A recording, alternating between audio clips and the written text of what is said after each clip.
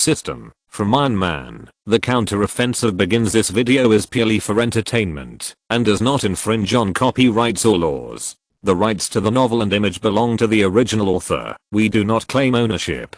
Don't like waiting and want to listen to this fanfic in full now? Subscribe to our Patreon, where you'll find the best fanfics. Chapter 251 Help.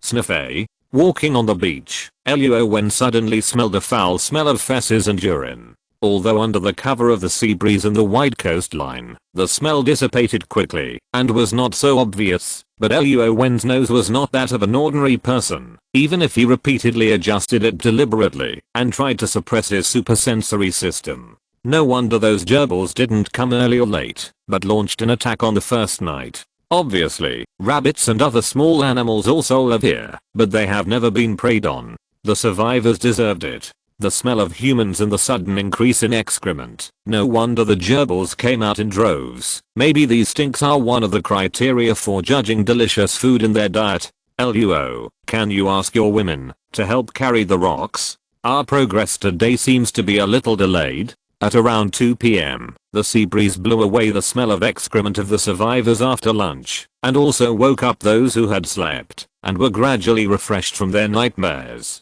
At this time, many people had nothing to do and didn't know what to do. Just like Wang Wu and his men were addicted to looking at people in the crowd, Li Dong and Lan Maolin were holding pens and notebooks, recording the information of the newcomers, and had not yet arranged any work for them. Zhang Wenfeng brought his logistics team to collect all the available materials in the camp: suitcases, rags, airplane wreckage, metal parts, and available containers. Luo Wen told Zhang Wenfeng about building a toilet. He was also trying to make some tools and dispatch people to dig some open-air toilets on the sand and take some simple privacy protection measures. After all, there are many people and eyes. Who knows what kind of private habits and behaviors men and women will have after eating and drinking. At this time, Luo Wen was next to the fish skeleton on the beach, trying to make some suitable building materials for Zhang Wenfeng. While cutting the fish bones, he asked his men to take them to the seawater and wash off the smell with sand and seawater.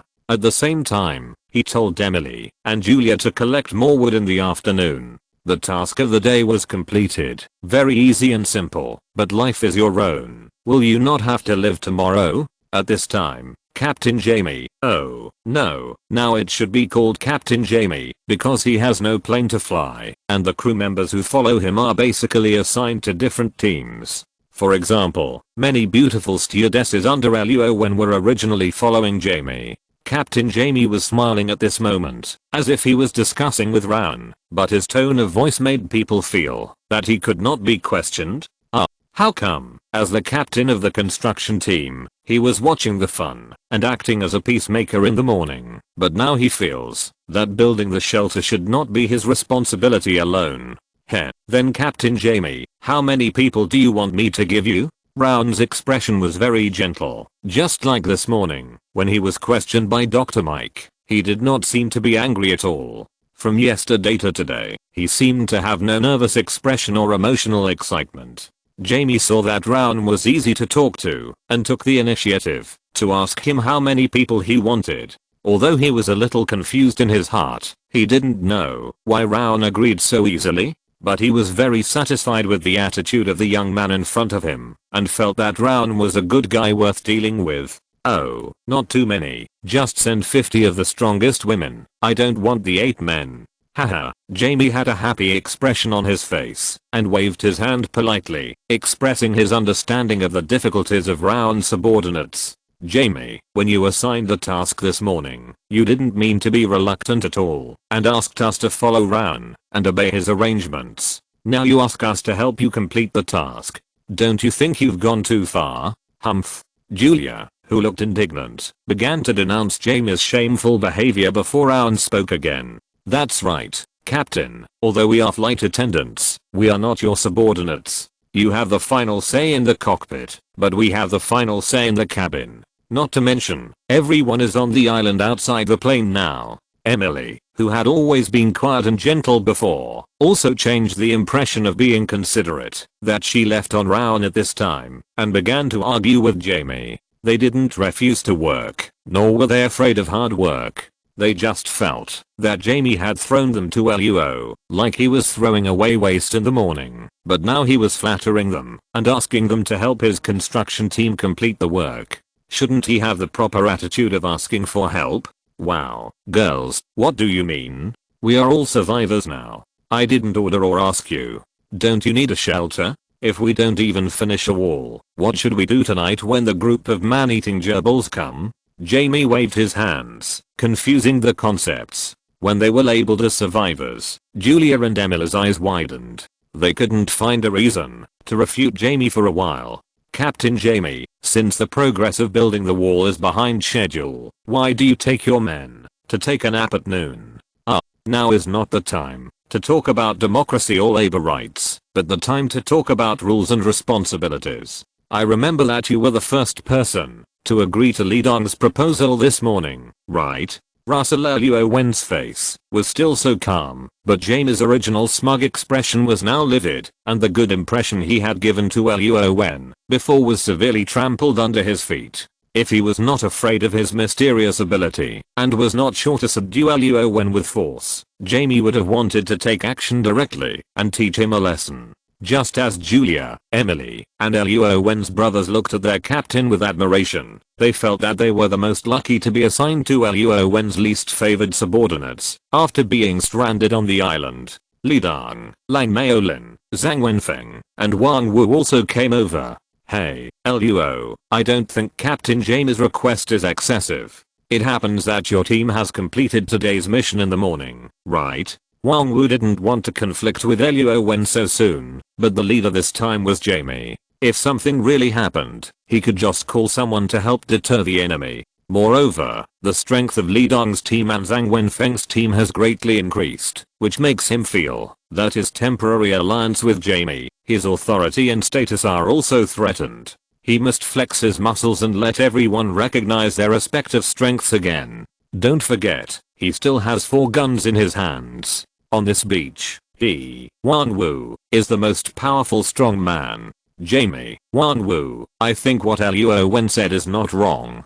He accepted the most difficult task and took his team to complete his own food collection and wood collection work. Whether it is half a day or a day, he has no obligation to help us complete our respective tasks. Zhang Wenfeng stood up at this time, not saying who was right, but just saying that Luo Wen was not wrong.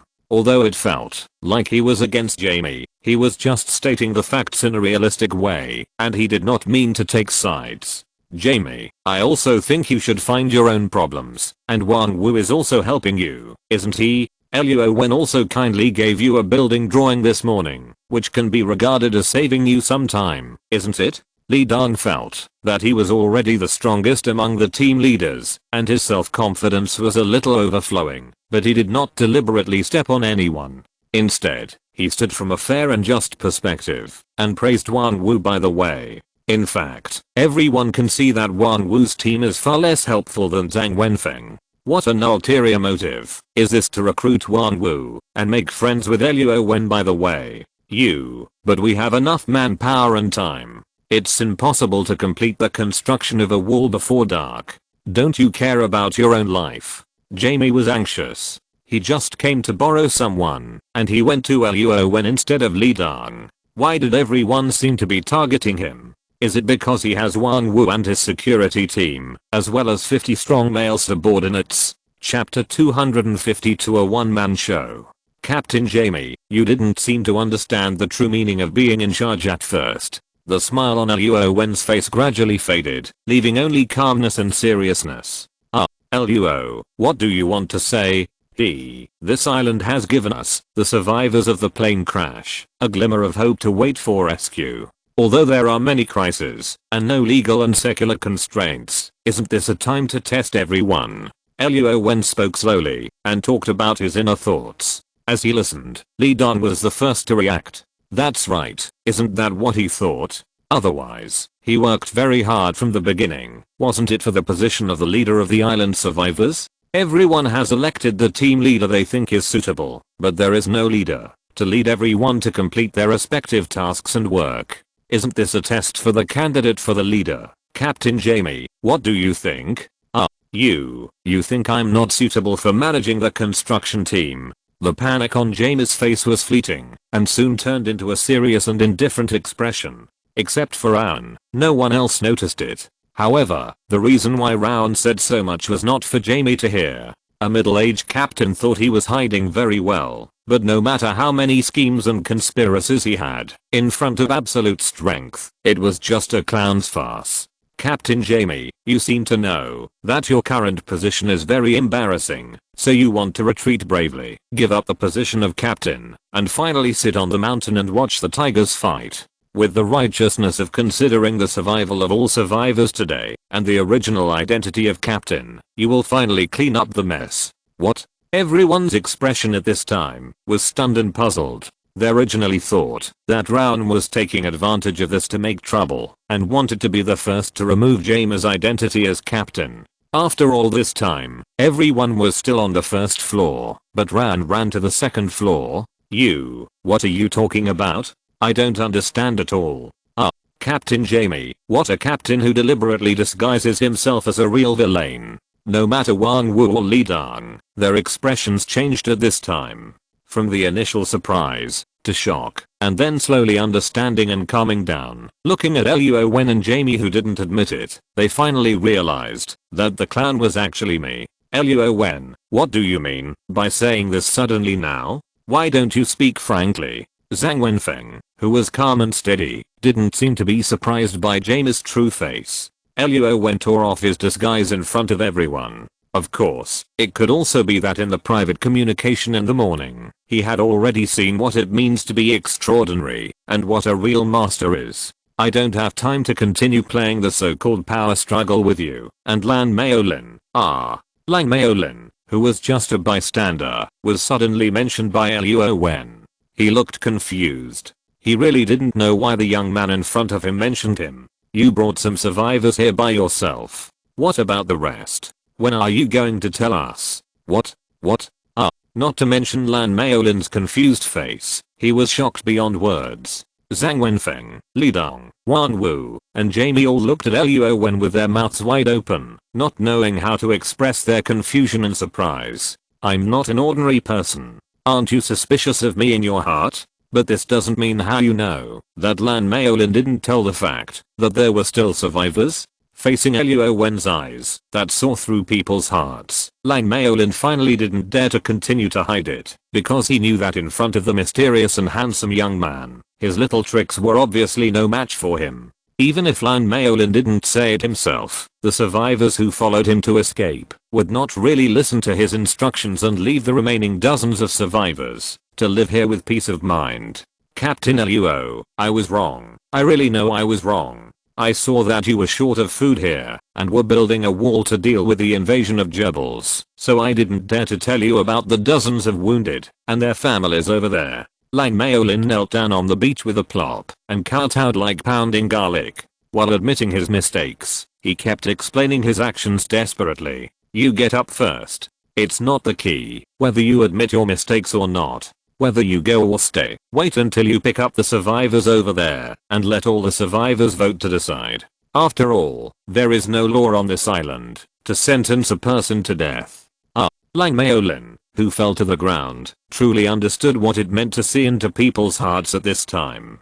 He didn't expect Luo Wen to extinguish the last hope in his heart. "Wan Wu, don't you think the security team should tie him up now?" Luo Wen ignored the people who were thinking and looking at him differently and reminded Wan Wu. Lang Maolin, who was sitting on the ground, had a conflicting look in his eyes, with madness and anger on one side and madness on the other. He wanted to take out the knife hidden on his body and teach Luo Wen, a good-hearted man who had no grudges in recent days and no grudges in the past, a bloody lesson. But when he looked up, he happened to meet a pair of eyes. A pair of stars flowing, making people feel powerless, clear and majestic eyes. It seemed that, if he made any slight move, he would be hit by thunder. "Luo, you are very smart, and your control over people's hearts is really amazing, but why should I listen to you?"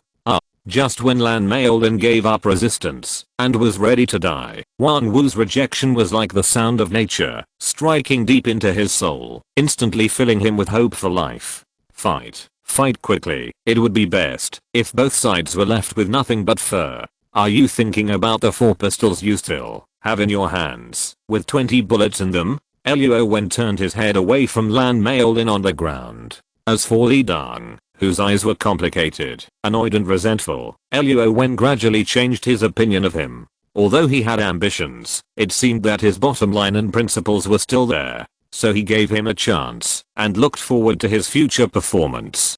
Haha, you know what I'm thinking. And now that you've said it, it saves me from having to say it again. Yes, I have a gun. Why should I listen to you? Wang Wu laughed wildly, no longer trying to conceal his violent aura. The fierceness and brilliance in his eyes made him look more like a mercenary than a flight safety officer. His 3 most loyal men also took out their pistols from their waists. Although the muzzles of the guns were not pointed directly at Luo Wen, the threat was obvious. Oh, you think I'm good at collecting food, and you don't want to shoot me for the time being? Russell, don't move. If you move forward, we'll really shoot. Luo Wen's disdainful attitude, as well as his actions of ignoring their threatening actions of taking out pistols. He actually walked towards Wang Wu with a smile on his face. This forced the 3 gun-wielding burly men to raise their pistols and point them at Luo Wen. No, what are you doing?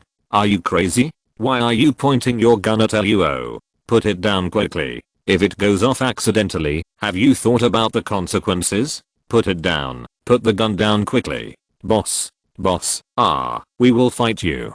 Julia and Emily were nervous and panicked at this time, as if they didn't expect the situation to suddenly take a turn for the worse. Al, Mog and other 8 people were all ready to help. They held the boning knife and dagger, as well as Luo Wen's black mountaineering bag, and wanted to rush over to help. It's okay, stand outside, don't come in. Luo Wen waved his hand, asking the group of people who cared about him not to be impulsive. Zhang Wenfeng, Li Dong, Jamie, and Wang Wu were also nervous at this time, fearing that the 3 security guards would kill Luo Wen with a trembling hand. Only Lan Maolin, who was sitting on the ground, had a brighter and brighter look on his face, and his heartbeat and breathing were slowly slowing down. He just stared at the fingers of the 3 people pressing on the trigger. Pull quickly.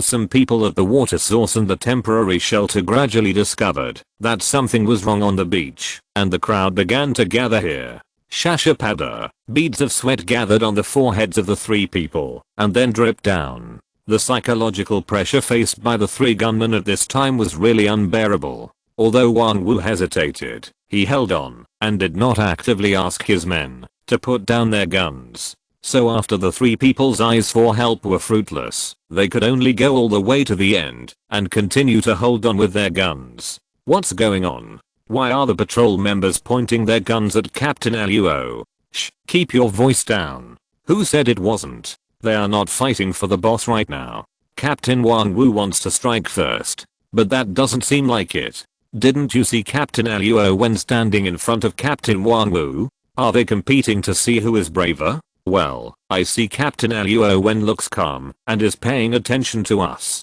He is obviously braver. TSK, why are you talking so much? How can Wang Wu compete with Captain Luo Wen? One is stupid, big, black, and rough, and the other is handsome and gentle. If you want to choose the boss, of course you should choose Captain Luo Wen.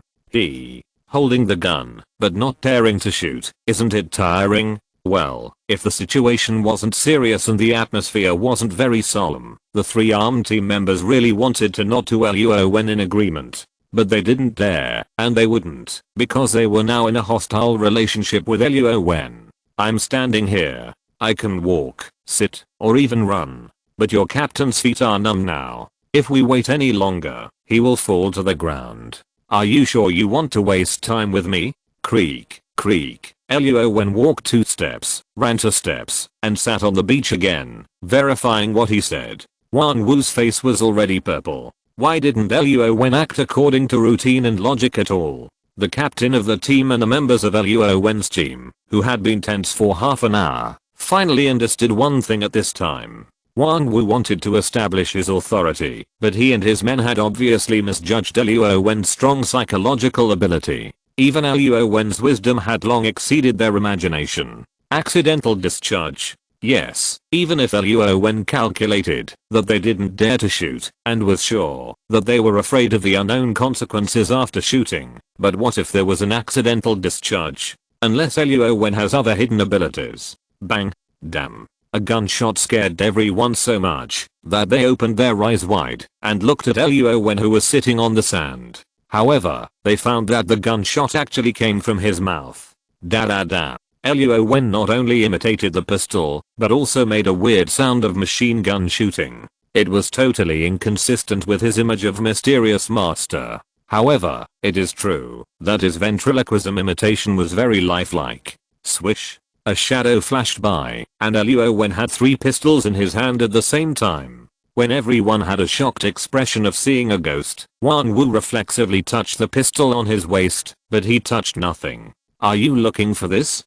Luo Wen casually threw the 3 pistols in front of Lan Maolin, and then pulled out a silver pistol from his waist. What? Wen? Why is my gun on you? Lan Maolin, don't you think about whether the bullets in those guns have been taken out by me? And if you take the gun, can you hit me? Wan Wu, who was hoarse, questioned Luo Wen loudly. But Luo Wen squatted in front of Lan Maolin, picked up the pistol from the ground, and clicked. The yellow-orange bullets were neatly arranged in the magazine. Oh, sorry, the bullets seem to be in it, but... Click, click, the sound of 2 hammers hitting the air sounded in succession. Lan Maolin, whose eyes were already red with regret and annoyance, was instantly sobered up by Luo Wen's action of pointing the gun to the sky without firing a shot. What is this? Everyone's mood is like riding a roller coaster. Luo Wen is like a child with no logic at all, playful, ghostly figure, and terrible thinking that can see into people's hearts.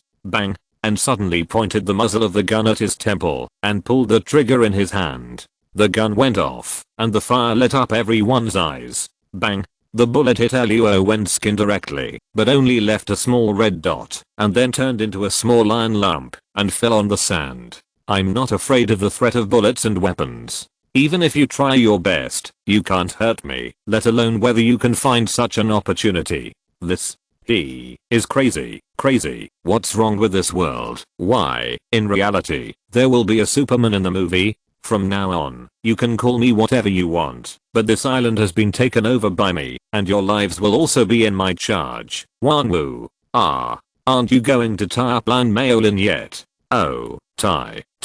I'll tie him up now. Captain Luo. No, you will be the boss from now on, the boss of all of us. Highly nonsensical performance, from the inside out, and in terms of thought, Luo Wen left this group of survivors with a memory that they will never forget for the rest of their lives. Wan Wu, who was already moving his dry mouth and numb feet, picked up the dumbfounded Lan Maolin from the sand with his backhand, and smiled at Luo Wen in a flattering manner. Zhang Wenfeng, Jamie, Li Dong, Wan Wu, and the survivors with complicated expressions, slowly accepted the fact that they were being managed by Luo Wen. As for Emily, Julia, and the women, and Luo Wen's original 8 younger brothers, they were really too excited at this time. Their faces flushed, and they were about to rush up to cheer, worship Luo Wen, and praise him highly. Chapter 253 Savior. Help. Help, don't come over here, don't come over here. The sun left its afterglow, and on the beach and the sea, there was a group of wounded people supporting each other, and a group of survivors holding various weapons, that is, sticks picked up from the ground, or empty suitcases.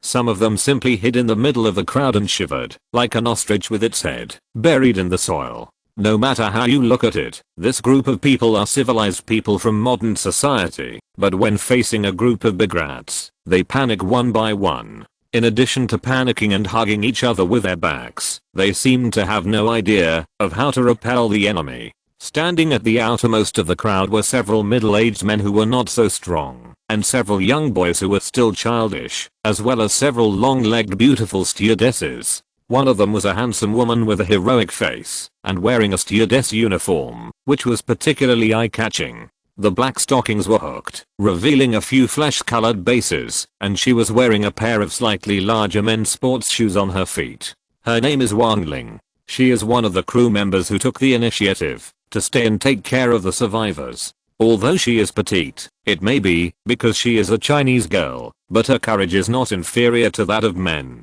The reason why they did this was entirely because of the plane crash yesterday, which stranded them on this golden beach and a deserted island that could not be seen at a glance. In the morning, a group of people, led by a man named Lan Maolin, said they were going to find help from the survivors in the nose of the plane. Because of the satellite phone, the captain, and medicine, it is more likely that there is a way over there. The large force has been on the move for a day, and now it is about to get dark. Obviously, they can't come back. Why? Including Wang Ling, everyone was confused and miserable, thinking that the large force had abandoned them and didn't care about the lives of these dozens of people. As a result, a group of big rats suddenly ran out of the sea. They were almost as big as dogs, and with long tails. They scared a group of silent wounded people and crawled up from the ground. I understand everything. This island is not an isolated island in the conventional sense, but a beast island with terrifying creatures.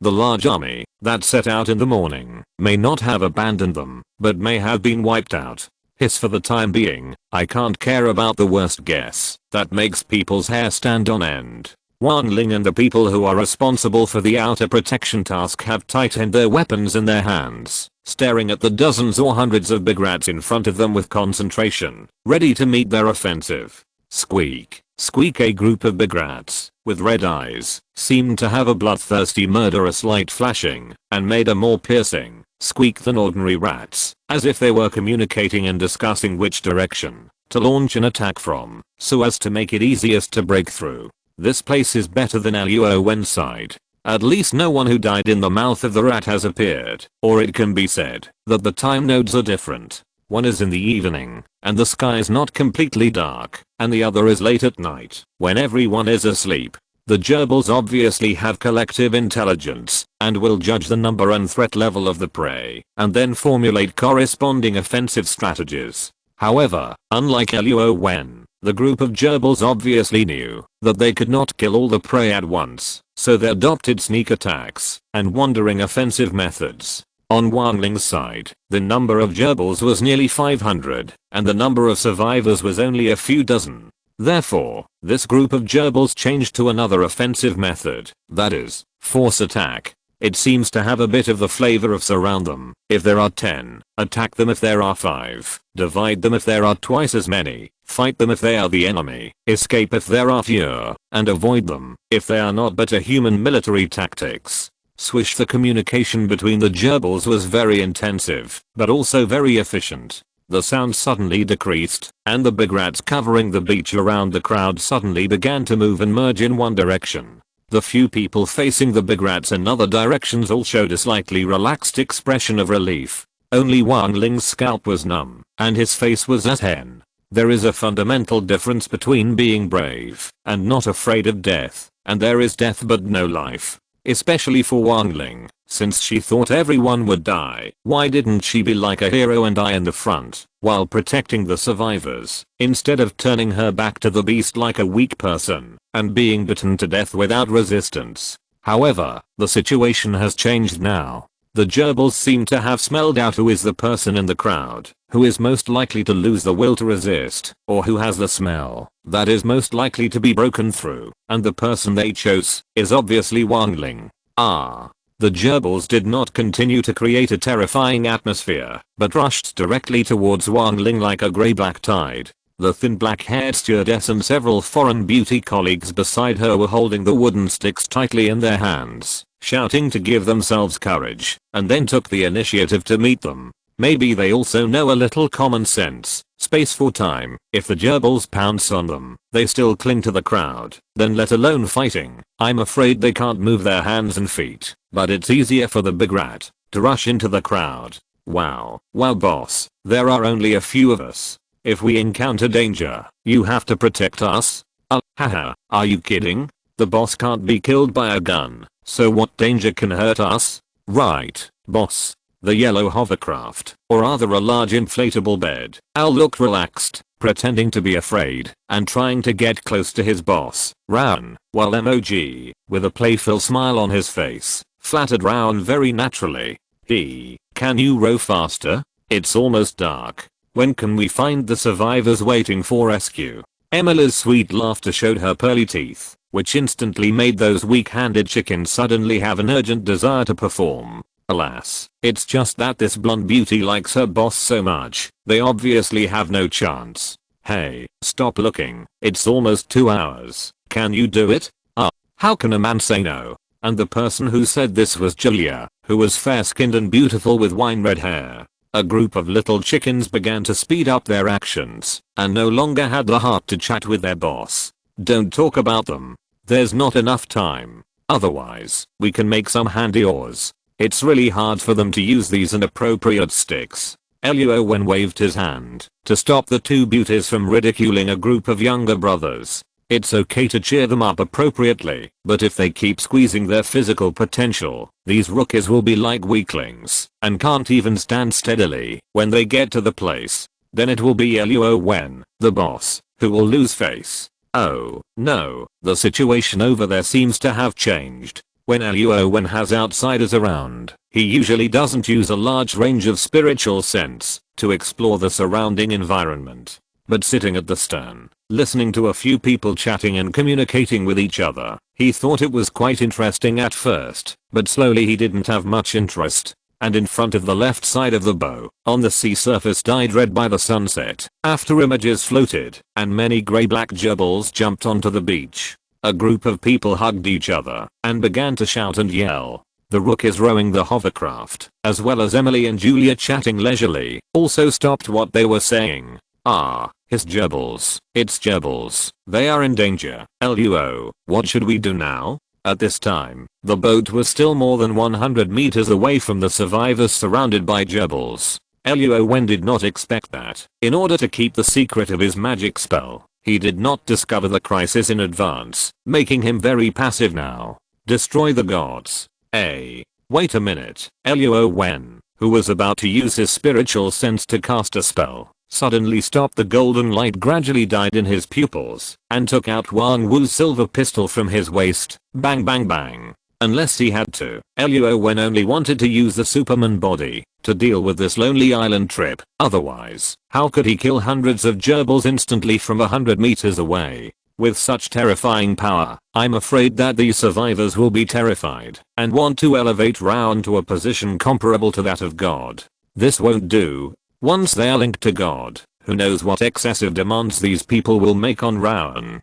Chapter 254 Expulsion. Wow, it came quickly and left quickly. Although the gerbils were larger and even poisonous, they were just as courageous or alert as mice. They heard the gunshot from Luo Wen's hand from afar, and they hid in the sea water one by one. Some of them turned their heads and fled to the back of the beach and hid in the rocks. Whoosh whoosh Wang Ling and several colleagues around her were panting heavily. The sea breeze was cool and the temperature had begun to drop. They were almost in close combat with the gerbils. Those sharp claws and fangs with a fishy smell made their heartbeats stop unconsciously. Fortunately, the gunshots rang out, and the big rats fled here quickly like the tide. But their backs were already wet in just 1 or 2 minutes, and their clothes stuck to their bodies, which was a bit uncomfortable. Of course, they didn't have time to care about these things for the time being, but looked up at the sea. We are saved. Did the rescuers outside find this deserted island?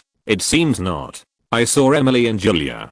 There is the relief of escaping death, but there is no excitement of being rescued. Woo-ha-ha crying and laughing. A group of survivors who have experienced ice and fire are hugging and cheering to celebrate. And those survivors who have been recruited by Rowan are now introducing the situation here to this group of newcomers. Rowan, he is our new leader. You must not challenge his authority, and don't think about giving him orders, because his strength and wisdom are unfathomable. Why should we challenge him? If it weren't for him, all of us would have been eaten by those big rats. Oh, gerbils. Yes, Brother Luo also used pills to cure my brother's injury. Otherwise my brother would have died.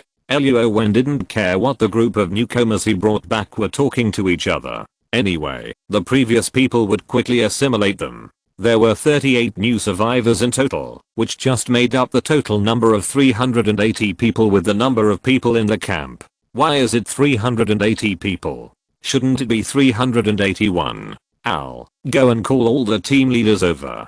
Tonight, we will start the first trial. Okay, I'll go call them now.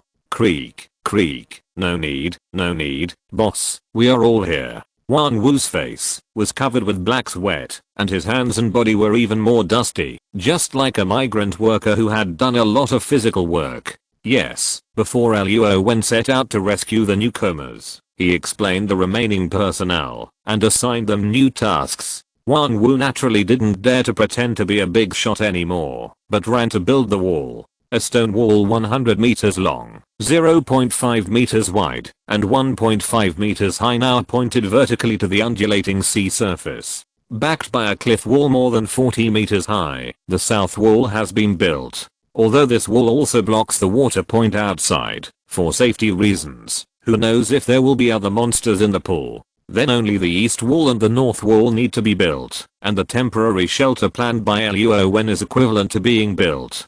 Comfort, privacy, personal space. This guy has been stranded on a deserted island, and he still has time to talk about these. Besides, crackling, the blazing bonfire illuminated the open space under the cliff. The ground was made of hard rocks. Behind them was a semi-finished camp that was slightly undulating. In front of all the survivors, all the wounded had eaten the elixir given to them by Luo Wen. Now there were no wounded lying on the ground. Even a few pregnant women and children, together with a solemn crowd, quietly looked at Lan Maolin, who was standing on a big rock with his hands tied behind his back and crying bitterly. Today, I, Luo Wen, announce that I will take over this island, and all survivors must abide by the following temporary regulations. First, the murderer will be sentenced to death.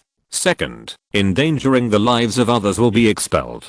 Third, those who violate the regulations must be tried. Lan Maolin was expelled. Although he took the initiative to seek help with a large force, he subjectively disregarded the lives of others. After all, the survivors who were asked to keep it secret by him all stood up to testify against him. Lan Maolin thought he could not escape death, but he did not expect that he was driven out of the 3-kilometer range around the survivor camp, which was the law made by Luo Wen. If he dared to walk in, he would be killed regardless of life or death. In other words, he survived, but it was difficult for him to continue to live, because the survivor camp did not give him the so-called humanitarian care, a piece of food or a dagger for self-defense, nor did it allow him to appear within the prescribed range of the camp, otherwise he would be shot and killed. Lan Maolin's lonely figure disappeared in the night. Wan Wu, who was responsible for escorting him, and 2 members of the security team were enough to ensure that Lan Maolin could not kill and rob.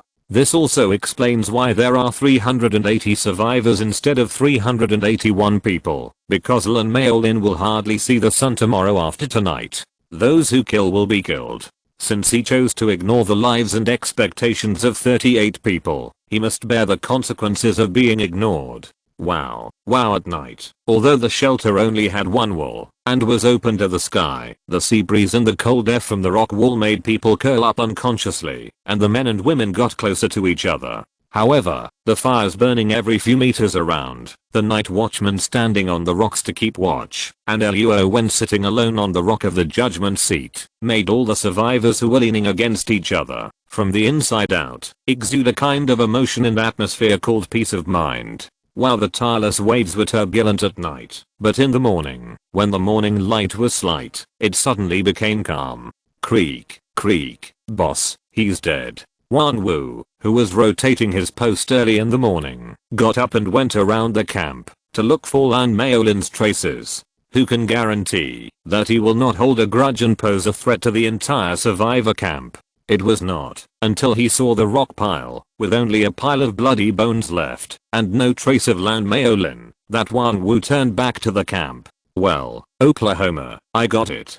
Go call a few captains over. We need to redistribute the tasks today. Wan Wu now really admires the boss who was sitting cross-legged in front of him. All night, no matter which patrol member looked over, he remained motionless. Such perseverance and persistence are not something that ordinary people can do. Not to mention, he placed himself at the outermost edge, sitting on a rock several meters high, letting the sea water blow on him. He was accustomed to the danger, cold, and loneliness. Wan Wu was convinced by such a leader with such personality. Got it, boss. I'll go now. Wan Wu put away the little thoughts in his heart when he was stranded on the deserted island at the beginning. Now he is thinking about starting a new life as soon as possible and opening a new chapter for the survivors on this island under the leadership of Luo Wen. Chief, the food was all used up last night. We still have 2 days worth of wood left. Of course, we can continue to collect wood today. However, we basically have no way to deal with clothes and tools. I went to the north yesterday and found a waterfall with a large flow of water. There are some freshwater fish in it, and these. With a splash, Zhang Wenfeng reported the logistics situation to Luo Wen, and Li Dong poured out a pile of raw ore from a cloth bag he brought over. Red, black, green, and white. Copper ore, iron ore, coal, sulfur, gold, limestone. Sure enough, the chief is worthy of being the chief. As an outdoor enthusiast, Li Dong likes some extreme sports and also has a certain understanding of geographical structure and mineral properties. He recognized some of the open pit minerals he found along the way, but some of them were unfamiliar to him. Unexpectedly, Luo Wen actually pointed out their names and uses one by one. Yes, it seems that this island is extremely rich in resources. With rescue far away, we survivors can only rely on ourselves. Since we want to survive and live well, we should make whatever we need. This. Boss, I haven't read much, but I know that from ore to finished product, we don't have any processing machinery or formula tools. How can we make what we need? Before becoming a security officer, Wan Wu worked as an international mercenary. It's okay for him to survive in the wild or modify weapons and equipment, but this is directly thrown into the Stone Age. A group of people have a total of 4 guns, a few knives, and some miscellaneous small things. How can they make modern industrial products that can be used by hundreds of people? Not only ore processing, but also food, shelter, clothing, tools, and machinery. We produce and build them all by ourselves. Haha, a confident smile that can infect everyone slowly rises from the corner of Luo Wen's mouth. He is a cultivator, and he has an external system on his body, not to mention the 32-meter storage space. It may not be that easy to rub an atomic bomb by hand, but as long as he is given enough time, Luo Wen dares to give it a try. As for food, clothing, shelter and transportation, these are just child's play. Chapter 255 Shelter. Concentrate your efforts on big things. This sentence is applicable everywhere. Especially here, Luo Wen, who seems gentle on the surface, but has unfathomable strength. On an unknown and dangerous island, all the survivors silently adjusted their status and accepted the orders and commands of the leader. Because they had no other choice, and because they wanted to live and live well. Whether it was Zhang Wenfeng, Jamie, Li Dong, or Wan Wu, these 4 captains could not compare with Luo Wen, who had a terrifying physical fitness and knew all kinds of knowledge. If all the survivors really had to vote for the leader, they would vote with their feet. I'm afraid they would vote for the handsome young man who was full of convincing beliefs and made people feel at ease at a glance. 380 people were reallocated. The reconnaissance team, Captain Li Dong, had a quota of 30 people. The collection team, Captain Zhang Wenfeng, had a quota of 100 people. The logistics team, Captain Emily, had a quota of 50 people, of which 20 were pregnant women, the elderly, and children. There were actually only 30 adult laborers. The combat team, Captain Wan Wu, had a quota of 50 people. The construction team was led by Rowan himself and supervised by Deputy Captain Jamie. They not only had to complete the construction of the temporary shelter, but also build more new facilities, production and manufacturing, so the quota was 150 people, including Rowan's 8 younger brothers. The sun pierced the sea, illuminating the entire land. The smoothed white sand covered all traces before last night. Jamie, before I come back from fishing, I will hand over the construction team to you. You must complete the construction of the remaining 2 stone walls before dark today. Okay, Luo, I got it. No matter how many thoughts Jamie had hidden in his heart before, he had no other thoughts now, and could only silently obey the arrangements and orders of the leader, who made him inferior to others. Whether it was strength or wisdom, he was no match for the young man in front of him. Wan Wu, you leave 2 teams of 10 to protect the safety of the camp personnel, and the rest of the people go to help Li Dong, and make sure to collect all the ores I require, and the weight of each type must not be less than 100 kilograms. Okay, boss. With a drooping face, the strong Wan Wu was like a well-behaved and obedient black bear in front of Luo Wen. It was just such a funny scene, but no one dared to laugh at Wan Wu.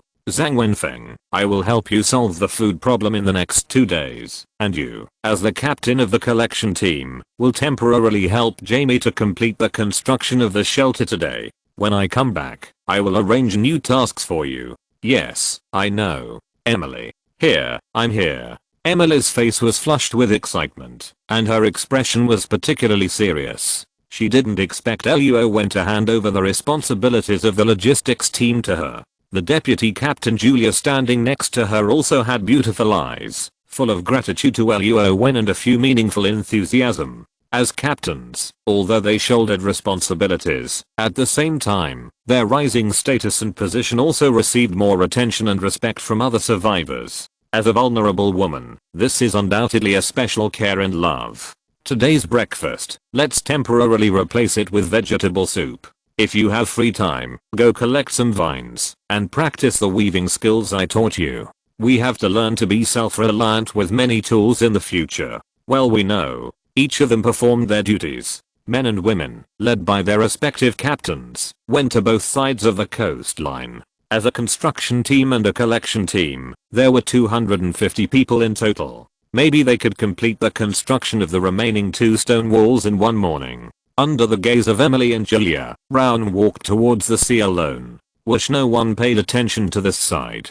The hovercraft in Rowan's hand was quickly filled with air. Of course, he couldn't blow it with his mouth stupidly, but he activated his telekinesis and compressed the air quickly and efficiently. Wow, although it is possible to fly directly in the air, there is no need to be so troublesome. But Luo Wen still rides on the hovercraft, and then uses the appropriate wooden oars cut out by 2 daggers, to quickly move towards the depths of the ocean. As for the gerbils, that are quite rare under the water, as long as they appear within the 800-meter sensing range, Luo Wen will send them a god-killing spell. Every survivor is now protected by him. Of course, Luo Wen must nip all the dangers that may be encountered in the bud. Work at sunrise and rest at sunset. The survivors still have many mechanical watches preserved on them, so everyone is still very clear about the time issue. Luo Wen also made regulations that all survivors start working at 8 o'clock, take a 1-hour break at noon, and finish work at 6 o'clock in the evening to have dinner. The overall working time is only 9 hours, which is not very long. Moreover, these regulations are only temporary. When living conditions improve in the future, I believe that the working hours will not be so long, and there will not be so complicated and heavy physical labor. Bang, bang, snap, snap, hey, hey, hey. 1, 2, 3, harder. Throughout the camp, people shouting slogans and working busy can be seen everywhere. They are either carrying stones together or using all available means to break down large rocks into small pieces of wall building materials. After all, the long coastline meant that all the small rocks nearby had been basically collected yesterday. Going further would be a waste of energy and time. It would be better to find a way to break down the large rocks nearby, which would not only shorten the distance, but also clear the obstacles around the camp, right? Julia, this is not the right way to weave. Didn't Luo teach us this morning? We must pass this one through first, then tie it with this one, and then pass it back. Oh, is that so? Squeak squeak. As one of the new members of the combat team, Wan Ling is now grinding the huge fish bone in her hand with the team members, trying to make it sharp and handy, so that it can be used as a future combat weapon, but she is stunned from time to time, always feeling that there is a majestic figure in her heart, but she can't get rid of it, which makes people flustered. Although everyone only drank vegetable soup, compared with yesterday's confusion and lack of experience, today, no matter their mood or state, they are all full of energy, and their hands and feet are much more flexible. Because they have a common leader and a common goal, for survival, for better survival. Look, it's Luo, the leader is back. Bang, bang. In order to act, Luo Wen had to make his steps heavy with the huge stunner on his shoulders. Although for him, this 600 kilograms big fish is actually no different from light nothing. In the eyes of everyone's fiery admiration, Luo Wen threw the big fish on the beach, turned around and walked into the sea again. Hey, another bluefin tuna of similar size was carried from the water to the beach by Luo Wen. It's not that Luo Wen can't catch small fish, but he thinks that this kind of fish tastes really good. The key is that the survivors of the entire camp seem to have a sense of happiness and satisfaction for being able to eat bluefin tuna. Luo Wen also feels that keeping them positive and optimistic is more suitable for welcoming the hard work that is coming. Wow, two today, and they are even bigger than yesterday's. This is amazing. Luo, if you keep doing this, we will be picky eaters in the future. Russell, Emily and Julia, with a group of women, appeared on the beach in unison, and in addition to knives, they also had more than 10 straw baskets in their hands. Not bad, you learn really fast, and you know how to weave straw baskets correctly so quickly. It seems that I can ask Li Dong to bring people to cut some bamboo back. Yeah, okay. Chapter 256, The Iron Age. Coal, clay, limestone, river sand, iron ore, copper ore. When Luo Wen returned to the camp soon, the crowds that went to the left and right also returned to the camp. The containers they carried were quite varied, such as cloth bags, suitcases, and plastic barrels. Anyway, anything that was available in the camp could be seen in the crowd. The coal is piled here. You, and you. Clay, that's clay. Are you blind? This red one is iron ore. Put it here. This one is copper ore. Put it next to it. Wan Wu and Li Dong are typical representatives of two completely different styles of doing things. Wan Wu has a loud voice, is as big as a black bear, and likes to use an imperative tone. Li Dong is slow and methodical. When he arranges things and directs his subordinates, he is undoubtedly more efficient and makes people think more clearly. However, Luo Wen watched from a distance, but did not intervene. Everyone has their own habits of doing things. Anyway, as long as they can complete the task, they are a good manager. Luo Wen only needs to manage these captains. As for the survivors, how to adapt to their captains, or if they are dissatisfied with their management methods, they can take the initiative to propose it. Whoever is capable will do it. Luo Wen is actually very open-minded. Among the 380 survivors in the entire camp, there are very few people engaged in large-scale chemical industry, infrastructure construction, or industrial production and manufacturing. Maybe Lan Maolin, who has been gnawed to bones by animals, is one of them, because he is a real contractor in foreign construction projects. It can only be blamed on the international flight that crashed this time. It is basically the elite class, senior researchers, or artists and actors who do not have many practical life skills. Just think about it, which plane can just happen to collect all the types of professions in the world? Senior white-collar workers, data analysts, senior programmers, wine tasters, gold medal sales, lawyers, plastic surgeons. These people cannot be said to be useless, but it can only be said that Luo Wen can't use them for the time being. Without instruments and medicines, modern doctors are of limited practical use. Just like Dr. Mike, a famous doctor of medicine, is not as valuable as a barefoot doctor who knows Chinese medicine. When it came to digging the soil and building the primitive kiln, Luo Wen had to do it himself and took out a folding engineer shovel from his backpack. How come there are so many things in the boss's bag? The key is he sitting in the first class, so he doesn't need to go through security? Isn't this a control tool? No matter how curious and suspicious everyone is, but nowadays, of course, everyone will not be stupid enough to ask Luo Wen directly, but look forward to watching from the side, and then go to the battle together to clean up the soil that Luo Wen dug to the side. Wan Wu and Li Dong were assigned new tasks by Luo Wen, to collect bamboo and more rattan, or to peel flax fiber and bark directly on the spot. Ropes, whether it is fishing nets or tools, will be used. Of course, they must start preparing in advance. As for bamboo, there is no need to explain it. In the case of a large lack of containers and tools, bamboo can be used to make many tools directly. In Luo Wen's world, there is also an ancient traditional profession, which is mainly to process various bamboo products, commonly known as bamboo craftsmen. bamboo cups, bamboo tubes, bamboo bowls, bamboo chopsticks, bamboo baskets, bamboo furniture. The minerals that Luo Wen asked Wan Wu and Li Dong to collect are basically open pit mines. Not only are they very easy to mine, but they can be picked up directly by hand, and the quality is surprisingly good.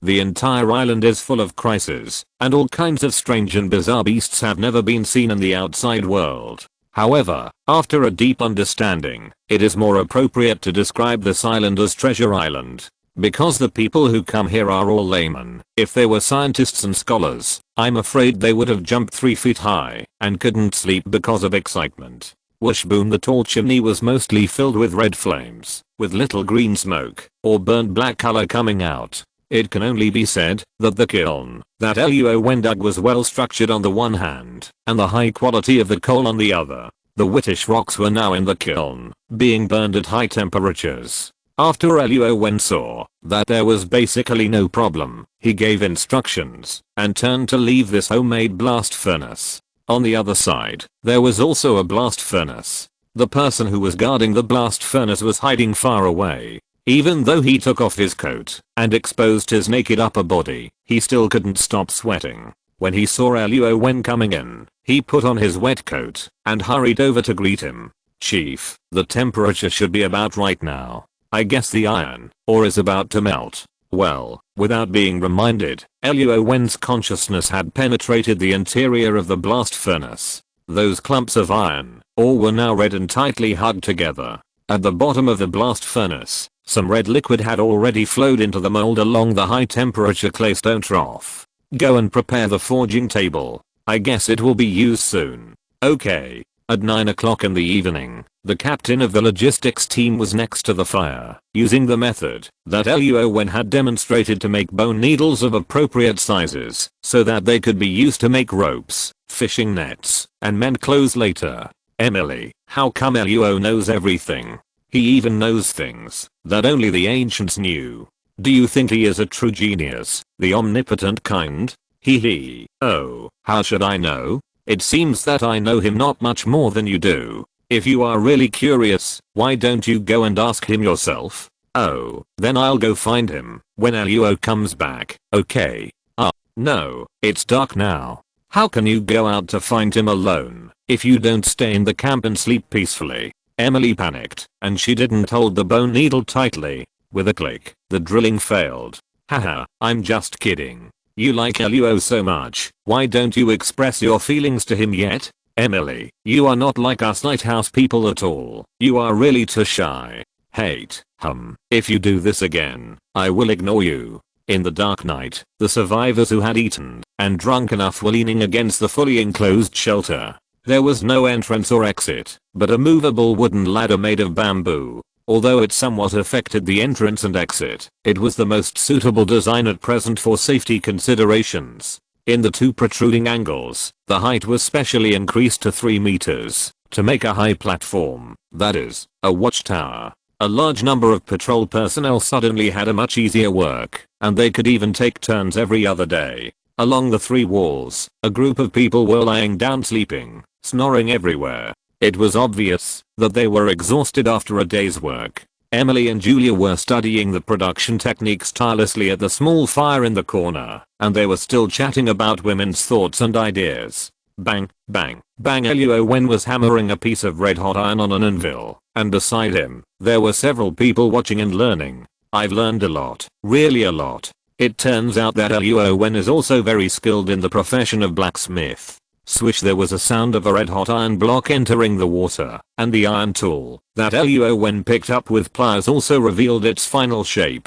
An unbladed axe, whether in terms of pattern, flatness, or accuracy, is basically the same as the fire axe on the plane. Luo, you didn't learn this blacksmithing skill since you were born, did you? Of course not. Alright, let's stop here today. Wan Wu, this axe is for you. I hope you can make good use of it. Really? Luo, thank you.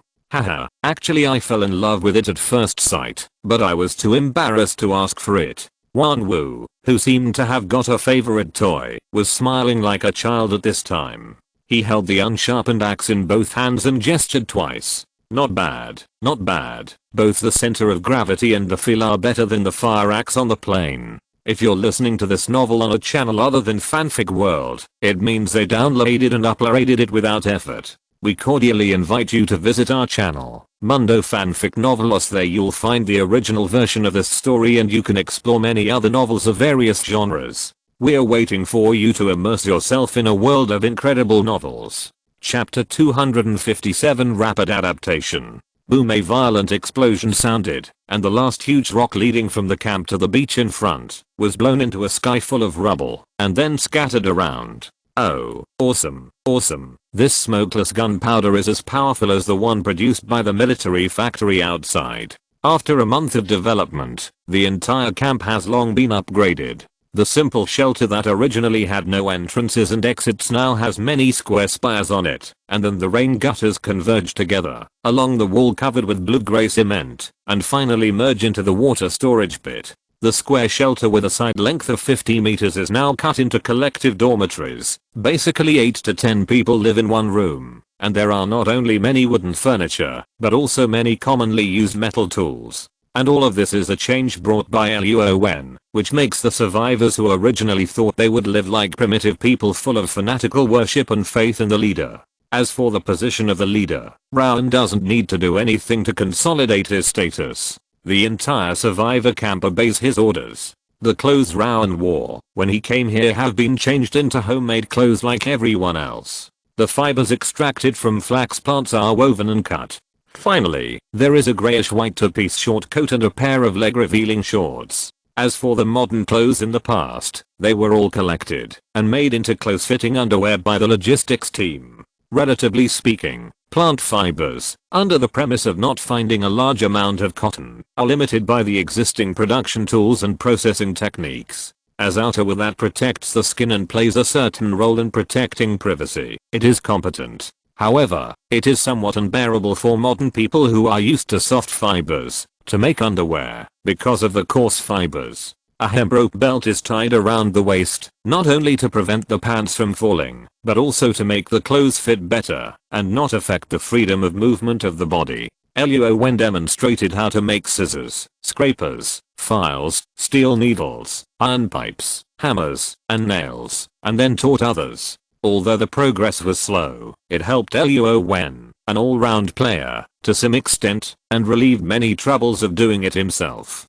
In just 1 month, the entire survivor camp was not only completely renovated, but also added many workshops and stone houses. In order to complete the work progress smoothly even in the rain, all processes had to be moved indoors. On the calm sea, sampans or bamboo rafts were working in pairs, fishing offshore. Luo Wen was freed from his part-time job as a fisherman more than half a month ago, otherwise Zhang Wenfeng's 100-person collection team would have wasted the number of people allocated to him. Luo, come on, we succeeded, haha. Just when the people in the camp were all happy that the plan to build a seaport was finally one step closer, Li Dong, who ran back from the north, also had a face full of joy and excitement. It was because they finally made the water wheel 3 kilometers away. Among the 380 survivors, 20 were not suitable for heavy physical labor, and more than half of them lacked basic life skills. They really couldn't even cook at home. Not to mention that on this deserted island, if Luo Wen gave them fish meat directly, they might just make a fire and roast it, or eat it raw.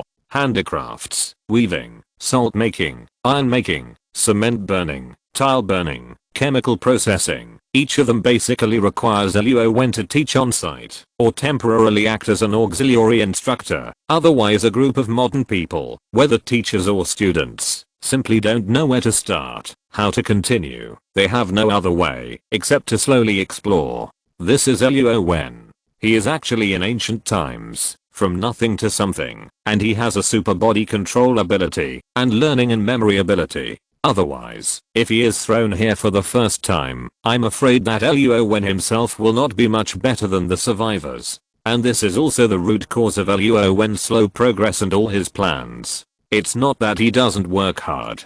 Even if he can stay up 24 hours a day and personally guide everyone, as ordinary survivors, they need to eat, rest, and even relax appropriately in order to keep working hard every day with full spirit and the will to strive and struggle and barely keep up with Luo Wen's pace. Fortunately, today, 30 days later, Luo Wen finally heard good news. Originally thought that he had made all the parts by hand and also provided installation drawings. Li Dong should be able to get it done soon, but he never thought that this wait would take a week. Creak, creak. A huge water wheel with a diameter of about 10 meters is slowly turning under the impact of the powerful water flow of the waterfall. Haha, I never thought that on such a primitive and deserted island, we actually assembled such a big thing with our bare hands. Luo, you are really a genius. Wan Wu, Zhang Wenfeng, Emily, Julia, Jamie, all stared at the huge creation in front of them in amazement. Although Li Dong was full of praise for Luo Wen's great contribution, his smug look and raised eyebrows undoubtedly showed that he was waiting for everyone's praise. Li Dong, how did you, dozens of people, put this thing up under the waterfall? Intercept the flow. Oh, but how come you made such a big water wheel with copper? It must be very heavy. And why does it turn so slowly? Emily, with a puzzled expression on her face, pointed at the water wheel in front of her and glanced directly at Rowan, who was making no progress. There was resentment in her eyes and a bit of desolate and sad feeling. Haha, Luo Wen disassembled the parts into separate modules in advance, but because of the high precision and small clearance, they look like a whole. In fact, this water wheel alone has more than 500 components. As for why it rotates so slowly under such a strong water flow, follow me. Li Dong, with a mysterious look on his face, attracted enough attention and amazement. He led a group of camp leaders into the workshop next to the water wheel. A 20 centimeter diameter fine copper power shaft was engaged with the center shaft of the water wheel outside through gears. Amid the rumbling sound of the waterfall, a bunch of workshop doors were opened, the machine tools running inside, and the precision speed gears. Everyone instantly understood that it was because of these things. Look, the power transmitted by this power shaft, I estimate that it is at least 10,000 horsepower, maybe even more than that, and after passing through the speed gears, the speed can reach 3,500 revolutions per minute, and these power machine tools can finally process more complex and precise parts. This. Awesome, awesome, you guys are really awesome. Wan Wu, am convinced. In the workshop, in addition to a horizontal drilling machine, a cutting machine, a milling machine, and a grinder, there is also a crusher, as well as a spinning machine and a loom. And Luo Wen finally let out the anger that he had been holding in his heart today. He almost planned to come alone at night to speed up the work progress. Chapter 258 Island Business. Luo, the total population of the island has now exceeded 385 people, and the Government Affairs Office has registered a total of 48 couples' marriage certificates. Compared with the grey and white coarse linen clothes 2 months ago, everyone is finally wearing dyed cloth clothes. Although they cannot be compared with modern people in the 21st century, they are already infinitely close to the level after the Second Industrial Revolution. By the 3rd month, the entire camp had undergone a new round of optimization and upgrading. For example, Zhang Wenfeng has been promoted from the captain of the collection team to the governor of Blue Island. The previous team system has also been readjusted. A food market has been built, and all the food collected by everyone will be concentrated here by the Government Affairs Office. In addition to the standard 2 kilogram food quota per day, some of them are vegetables and a small amount of fruit, and most of the rest are still fish. You can also work overtime in the processing plant, mine, or collect food in the jungle and the seaside in your spare time, or with your newly learned skills. You can exchange it for a currency called Blue Coin issued by Blue Island. The copper 1 yuan is the largest, the silver 5 yuan is the second, and the gold 10 yuan is the smallest. In order to facilitate the conversion and purchase of small units, the 10 cents aluminum currency especially added 10 kilograms of food, whether it is vegetables or meat, can be exchanged for 1 yuan in the food market. If you work in a factory or mine for 8 hours, you can get 2 yuan, which is equivalent to buying 20 kilograms of food. You can also go to the grocery area to pick out some newly produced gadgets, snacks, candies, and even small hot weapons and firearms. Well, it's still a bit unsatisfactory. The population is too small, and it's a bit deserted. Let's do this. From today, we will encourage childbirth. Every legal couple who gives birth to a child can receive a 100 yuan maternity allowance from the city hall. The 5 single mothers who have given birth to children will also be reimbursed. Although small, it has everything. This is what is happening on Blue Island. Because the sea water is clear and blue, Luo Wen was forced to respond to everyone's petition and named this island Blue Island. Blue Island Bank is managed by Wang Lan, who is responsible for currency issuance and employee salary settlement to prepare for the future market economy. Wang Lan is a senior actuary, and this is also her professional field. The government affairs office is Zhang Wenfeng, and the food market is equivalent to the old business of the logistics team, distributing food, but now there is an additional transaction function, so Emily is still in charge. The only difference is that Julia, who used to be the deputy captain, now went to Blue Island Harbor and became a glorious port manager. Those small fishing boats subcontracted to individuals are also one of the assets of the port. Jamie is still doing his old job, building new workshops and mines everywhere. Li Dang, with his wife and men, has been following the Blue River in the north, gradually going deep into the primitive forest of the island, exploring and collecting useful information. It has been almost half a month since he last came back to apply for a marriage certificate. He should be back soon. And Wang Wu, the fishbone weapon in his hand, was first replaced by an iron-cold weapon, and soon replaced by a hot weapon. Moreover, it is a modern equipment. Because of Luo Wen's care, the military factory also customized a large caliber revolver for him. The entire combat team now has a standard pistol in hand and an automatic rifle on their backs. It is really formal, and cannot be more formal. It is said that Luo Wen also plans to formally form an army and let Blue Island establish the first official army. The workers working in the clothing factory on the island went home and spread the gossip that they are making military uniforms.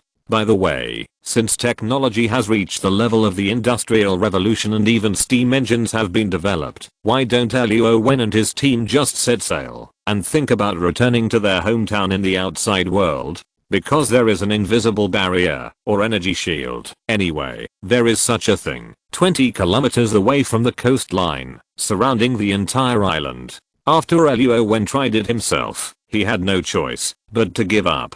As for the survivors who originally drove their boats to kill excitedly, after many attempts, they also reluctantly accepted the new identity of becoming residents of the Blue Island. In order to make everyone full of enthusiasm for future life, Luo Wen actually took great pains.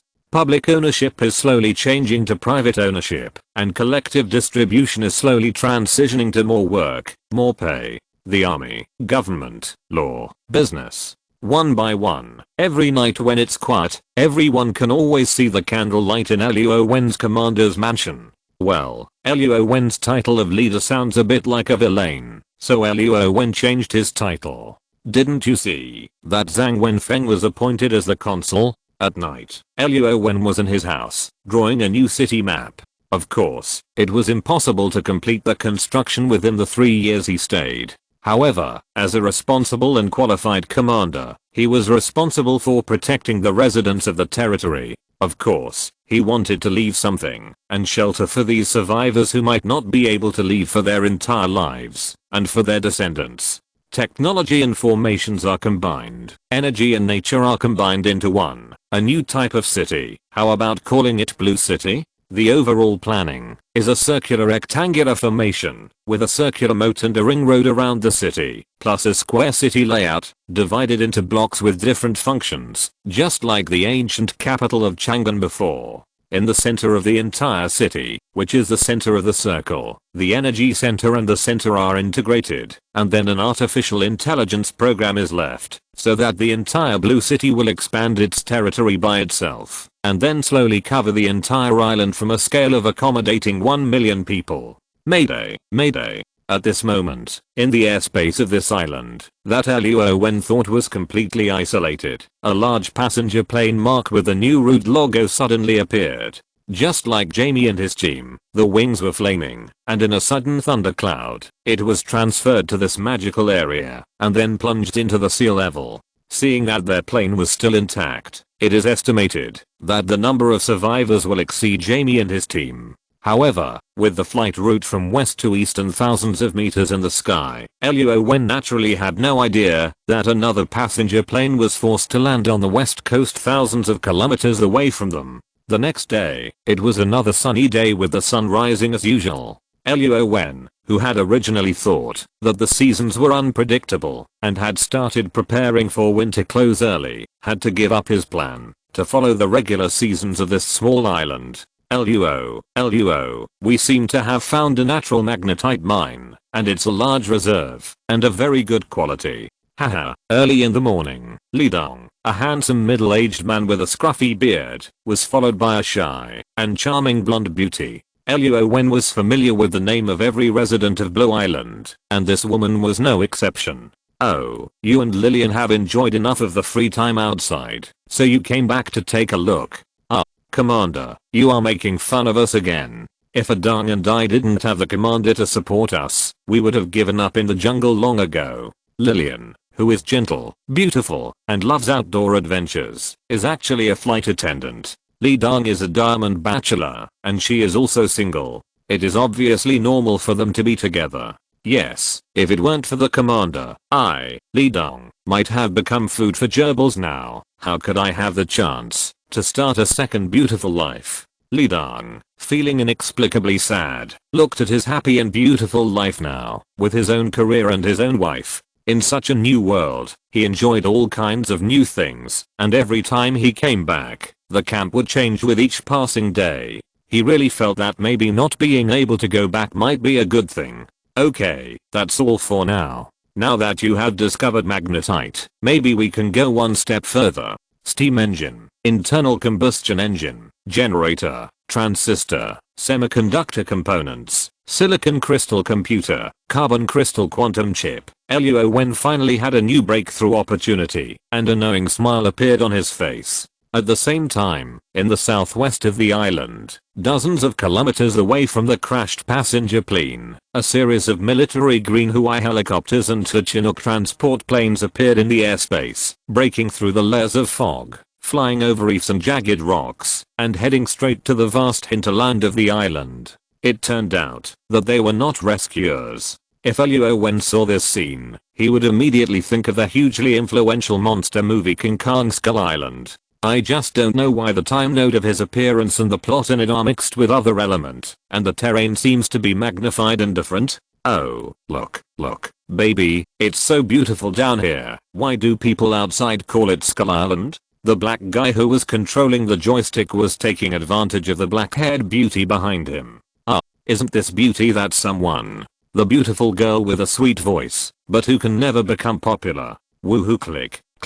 A blonde beauty stuck half of her head out and screamed excitedly, picked up the film camera in her hand, and kept recording the beautiful scenery. Fox cubs, I'm the leader. Spread out, act on your own, don't be timid. Fox number 7, let the surveyors land first.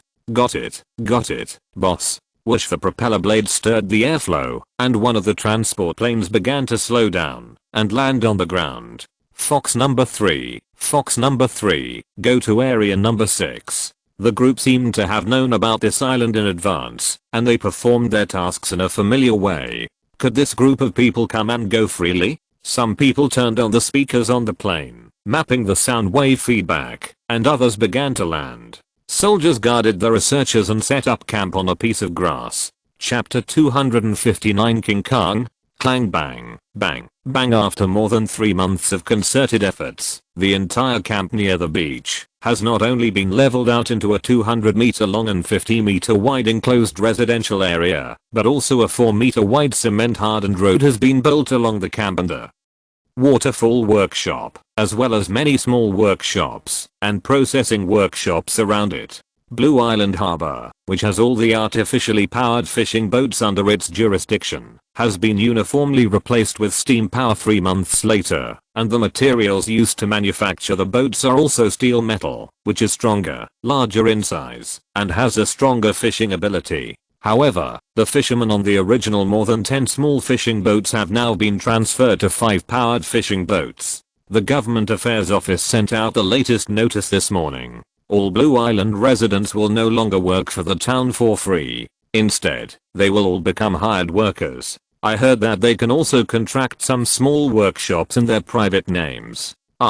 Then don't we have to earn money to buy everything we eat and use in the future? It seems that the commander does not intend to make a one-size-fits-all approach. Instead, he will continue to ration food and supplies for 3 months, and then everything will be implemented in accordance with the free market economy. Oh, by the way, the Blue Island Code has also been promulgated. You can get it for free at the newly opened Blue Island bookstore. What are you talking about here? Why don't you go and see the waterfall workshop? I heard that Li Dong found magnetite.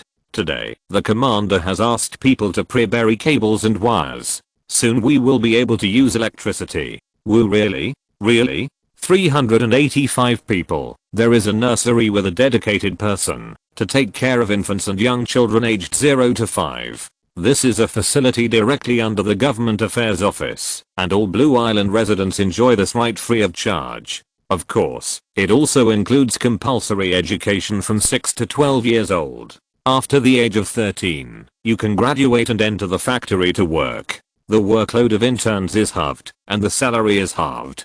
They can only become formal workers when they reach the age of 18. As for higher education, Blue Island does not have relevant facilities for the time being, and there is not enough population to support it. In addition to the interns taking the initiative to find workers who have received higher education to learn, Luo Wen also set up an amateur training class on the island. All teachers and subjects are decided by the residents themselves. After the teaching content is approved by the Government Affairs Office, the Government Affairs Office will allow it to open classes and pay the teachers' wages. All of this is done outside of the 8-hour workday, and it must not affect the overall production and industrial process of Blue Island. In the waterfall workshop, which is the workshop closest to the water wheel, the scale has also expanded a lot now. The machines and equipment inside have been moved to different workshops according to different uses. There is only one power workshop left here, which specializes in the production of various engines, as well as the generators and motors, that Luo Wen is personally operating and processing at this time. Sizzle sizzle, the high-speed rotating cutter head forged, quenched, cut, drilled, and polished the metal raw materials one by one. Finally, it was processed into stators, rotors, copper coils, end caps, and bearings. As the commander, Luo Wen rarely processed products by himself. Under normal circumstances, he would either make various instruction manuals or draw and write materials and drawings at his residence. But today, because the era of electrification is coming, Luo Wen was particularly cautious and personally took charge of the production and assembly of the first 10,000 kilowatt generator in Blue Island. Commander, the dam has been built and passed the sampling acceptance. According to your requirements, a total of 10 generator holes have been reserved. It is the processing accuracy of the turbine turbofan that we have never met the standard. This. Okay, I know. I'll find a way to solve the turbofan problem. Click. Luo Wen comforted Jaina's anxiety while assembling the parts in his hand and tightening the screws. MOG, this generator is a sample, and I'll give it to you to study carefully. Before I make all the turbofans, your power workshop must produce 10 sets of generator sets. Yes, I guarantee to complete the task. Boss, I'm getting married at the end of this month. You must come to host my wedding then. Oh, you're pretty quick. Okay, I agree. MOG is now the person in charge of the power workshop. As for his partner, Luo Wen has also heard about it. It's Julia who ridiculed him everywhere at the beginning. It's true that you can't judge a person by his appearance. MOG, a rookie, is actually a mechanical engineer. The key is Julia, a beautiful woman with fair skin. How did she fall in love with him? in a factory along the way where soldiers were stationed. It was in full swing at this time because the military factory with a high configuration of 50 people finally produced a cannon howitzer within the time specified by Luo Wen and manufactured 100 units of ammunition, 1 unit for 100 rounds. In addition, the Metal Storm is an advanced and enhanced version of the 6-barrel Gatling gun. It uses chain bullets to supply 10mm special alloy bullets and is loaded with special smokeless gunpowder. It is extremely powerful and can easily penetrate 50mm steel plates within a range of 200 meters. At this time, they are neatly placed in the finished product warehouse. Each Metal Storm is loaded on an armed attack vehicle, a combat vehicle equipped with a kerosene engine, and equipped with 10 standard ammunition boxes, each of which is loaded with 1000 rounds. There are also many automatic rifles, long-range sniper rifles, pistols, submachine guns, machine guns, and high-explosive grenades. These individual equipment were produced by Luo Wen early on, but there is no plan to search the island on a large scale at this stage, so they are just piled up in the weapons warehouse. Beep whoosh drop bombs, drop bombs. In the hinterland of the island, the ZUAE helicopter seemed to be in its own backyard, enjoying the power of free disposal. One after another, the bunker buster bombs, also known as seismic charge columns by ground researchers, were directly dropped to the ground by the soldiers on the helicopter. Boom. Boom. Flames rose up, and the ground trembled, scaring those carefree herbivores into panic, and fleeing like headless flies. Oh, Jack, you should really take a good look down there, at those poor little guys. They're running towards our fox number 8. Haha, the morbid desire for destruction and pleasure filled the entire team of soldiers. Bombardier Joe I was chatting with the driver while throwing bombs at the same time. He specifically looked for animals that were close and threw them in the direction they were running away. Bye, little thing. I hope there won't be any of that in hell. Yahoo beep, beep. Hey, Lander, you won't believe this, but the bedrock here is almost all hollow. Haha.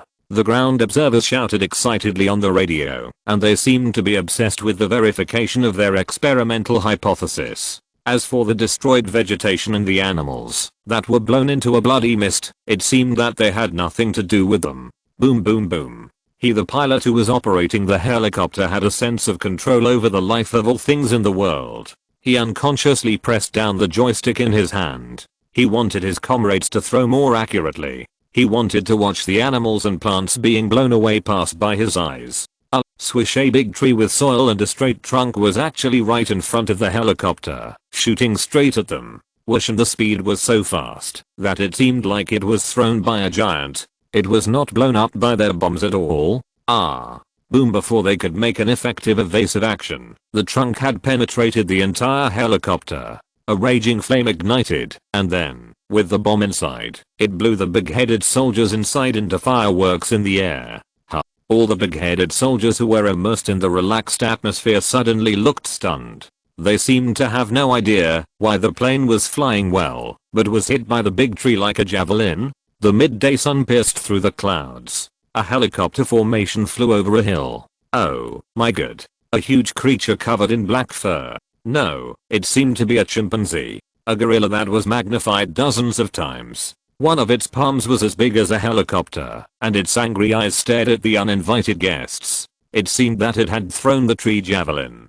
Be careful, hurry up, scatter, scatter. Fox number 4 calling the leader. Fox number 4 calling the leader. We have a gorilla here. Repeat, we have a gorilla here. Chapter 260 Skull Island? Shit, what is that? Is that a gorilla? Can anyone tell me what this damn thing is? Is it real? Turn right, heading 250. In the radio, except for the commander's crazy shouting, the rest were all the terrified cries of the big-headed soldiers and the confused and puzzled loud questions. Raw whoosh, the little flies scattered all over the sky were bombarding its territory recklessly. The black-haired gorilla, the little boy King Kong, was instantly angry. Fox cubs, I'm the leader. Set up a cordon. Guns ready. Repeat. Guns ready. Oh, hell. Mom, I want to go home. Listen to the leader's orders. Quickly. Don't hold my hand. I'm scared too. You coward. Da da da choke choke choke roar. The helicopter was leveled, and the machine gunners began to pull the trigger, and then they followed together. It was just such a concentrated fire attack. The Black King Kong raised one hand to protect his eyes and face, but a more terrifying roar broke out from his mouth. The air seemed to have a sticky feeling for a moment. Those timid machine gunners could only hold the trigger of the Vulcan cannon tightly. To offset the endless fear in their hearts. Bang bang bang. King Kong felt pain, but it was just pain. Those 7.62mm Vulcan cannons seemed unable to break through its skin protection layer. Roar, roar. The roars continued to sound from King Kong's mouth, but it only maintained a warning range of dozens of meters for the helicopter formation. It seemed that it had no other way for a while. Boom swish, a concentrated jump. Damn, King Kong flew up. No. Considering King Kong's height and size, jumping dozens of meters high and crossing a distance of nearly 100 meters is just a normal biological talent. But this time, it instantly disrupted the formation and cordon of the helicopter formation. Bang. A fist as big as an airplane directly hit a XIUE helicopter, and the big-headed soldier inside screamed on the radio, and then there was no movement with a bang. Bang, bang, bang. Raw King Kong, who successfully hammered a small fly to death, excitedly hammered his chest and let out a hearty roar to show his strength. It seems that except for his huge size, this gorilla and an ordinary chimpanzee are not much different in behavior. Puff puff puff da da da da. Hey, retreat quickly. The research team guide sitting on one of the ZUAE helicopters was reminding the helicopter pilot, who was in a crazy state. It was a pity that these big-headed soldiers didn't seem to care about these senior elites in suits. I don't listen to your orders. Colonel Packard, take us away from here quickly. Oh, damn it.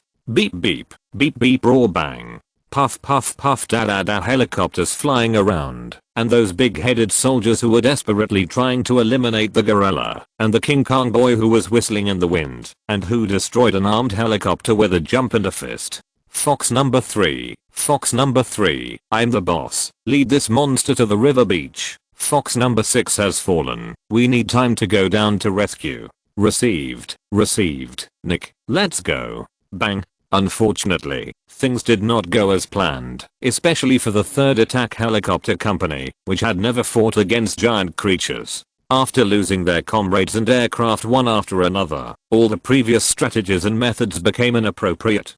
Several medical soldiers slid down from a hovering helicopter, just pulling out the wounded from Fox number 6. As a result, a huge foot that covered the sky instantly crushed them, and the wreckage of the aircraft into burritos. Oh, shit, everyone, listen up, kill this beast for me. Received, we are coming.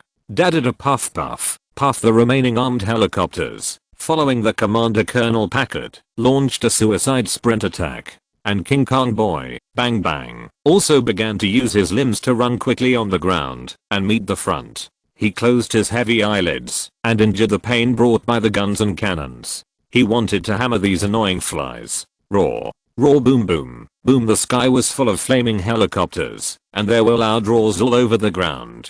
King Kong, like an ancient troll, quickly dealt with the previously invincible helicopter formation with 3 punches and 2 kicks. Oh, save me, I don't want to die. There were wailing all over the ground, and debris scattered everywhere. After all the flies in the sky were cleared, King Kong boy turned around and walked into the depths of the mountain with satisfaction, just like a knight who did his work and left, hiding his merits and fame. Sparks flew, and from time to time there were some explosions. Colonel Packard, who looked lonely, was trembling all over. He was not afraid. As a soldier who was used to seeing life and death on the battlefield, he had no other pursuits in his life, except fighting and fighting. Now, this gorilla who defeated all his subordinates in an instant, will be the enemy he will avenge for his whole life. Call, please answer if you hear me. Hiss, the signal transmitter was damaged, and the sound in the radio was also filled with a lot of electrical noise. Fox Cubs, I'm the boss. Zigzag, I'm the boss. Please answer if you get it. Zig boss, I'm Chapman. Fox number 6 Chapman, I'm still alive. Oh, great, thank God. Report your last position. 4 kilometers west, the highest peak Na 300, over. Zigzag up. In the intermittent voice, Colonel Packard also heard the position of his subordinates clearly. Received. Chapman, wait where you are. Over. The Black Colonel, with a look of relief on his face, finally got a little comfort for his grief and indignation. He is now ready to gather the remaining soldiers, and then return to the camp where another transport plane dropped off the supplies, regroup, and then seek revenge on that damn gorilla. The battle in the hinterland of the island was naturally unnoticeable according to Luo Wen's divine sense perception range. After all, the Blue Island residents he led basically did not move more than 10 kilometers around the east coast. In order to protect the helpless survivors, Luo Wen did not have a chance to go out alone. But don't forget, Luo Wen's extremely powerful 4-dimensional attributes. He was grinding the turbine fan in the workshop. Suddenly, he stopped his actions, held his breath, and quietly sensed the vibration in the air and the smell of gunpowder swept by the airflow.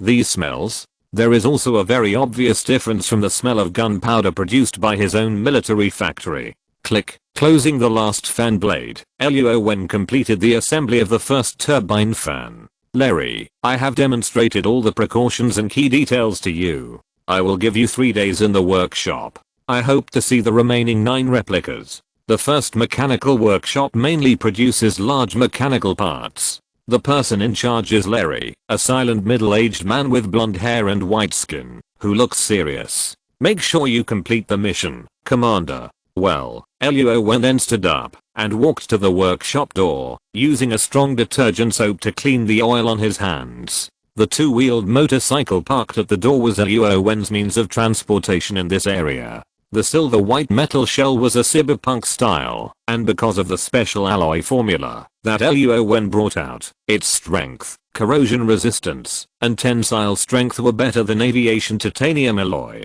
Boom. Luo Wen was thinking about going to the inside of the island to take a look. It happened that the security issues here were basically guaranteed. He turned the accelerator pedal and went to the government affairs hall in the middle of the camp. Commander. Well, the government personnel who came and went to hand over the work hurriedly saluted and greeted the highest official of the island. Don't worry about me, just focus on your work first. Ta-ta, Zhang Wenfeng, I need to go out for a few days. There seem to be new changes inside the island. During my absence, let Wan Wu speed up the installation of new equipment. The 50 reserve personnel must also receive 4 hours of formal training every day like the Blue Island Army. There is no need. Tell everyone not to leave the security range of our camp until I come back. Commander, are you alone? Yes, it's more convenient for me to be alone.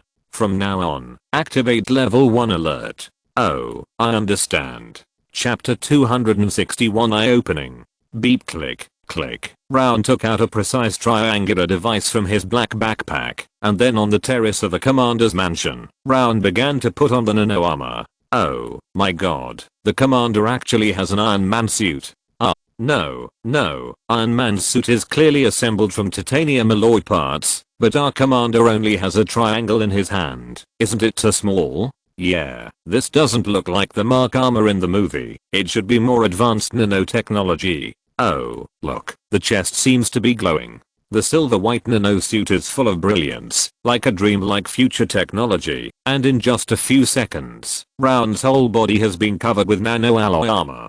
Ding, boss, nice to see you again. A holographic system image was projected onto Round's retina, and the prompt of artificial intelligence also sounded in his ears. Start the life scanner. I want to know how many humans are still on this island. Ding, there are 21,387 humans in total, 23,320 local islanders, and 1,055 foreign survivors. Oh, my god, how come there are so many survivors? Boom, the thrusters on the palms and soles of the feet began to spray energy particle streams. In the shocked eyes of the residents of Blue Island, a silver white metal man, propelled by the blue tail flame, flew into the mysterious and unknown interior of the island. Whoosh, the nano armor equipped with an antimatter reactor is so fast that it can reach the speed of light at full power. Of course, the island, which is only thousands of kilometers long and wide, obviously does not need such a limit speed. In the sunset at dusk, Luo Wen faced the afterglow of the setting sun and continued to advance towards the hinterland of the island.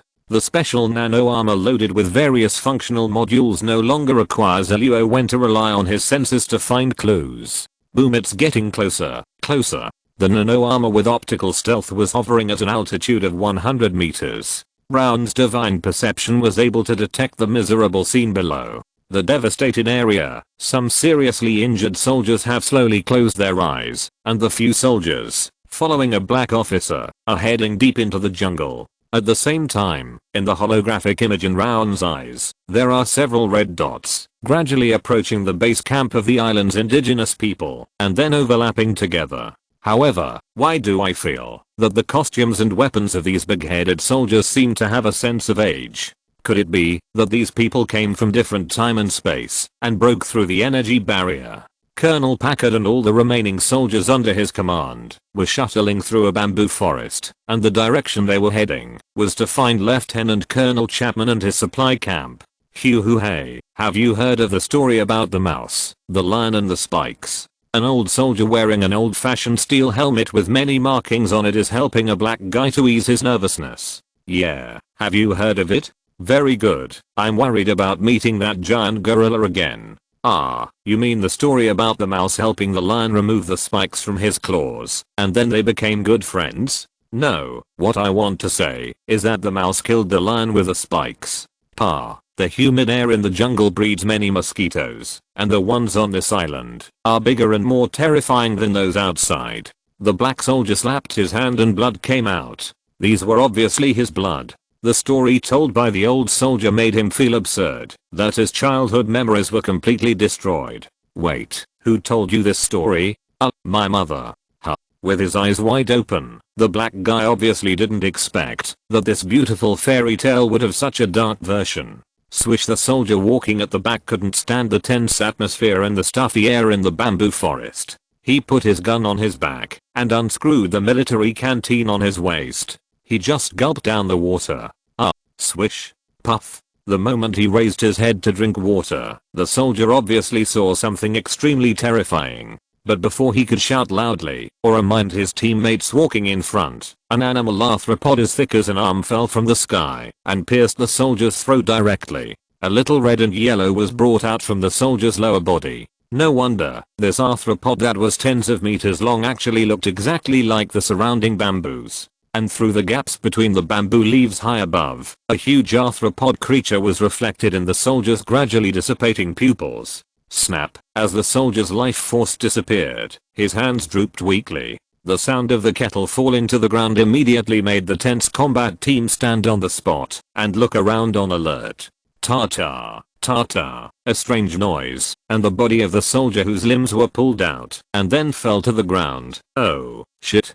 Be careful, enemy attack, da-da-da, da-da-da, bang bang bang swish. Under a burst of rifle and machine gun fire, the huge arthropod wandering above the bamboo forest began to hiss and roar in anger, and there were many small bullet holes on its body. The translucent yellow body fluid that flowed out made this giant creature riot. It swung a huge spider-like butt, raised its slender limbs, and stabbed the soldiers below. Puff, the slender mouthparts like squid tentacles were suddenly spit out by the big spider, and it wrapped around the black guy and sent him into its mouth. Oh, no, help me, no, Mills, damn it, I'm coming.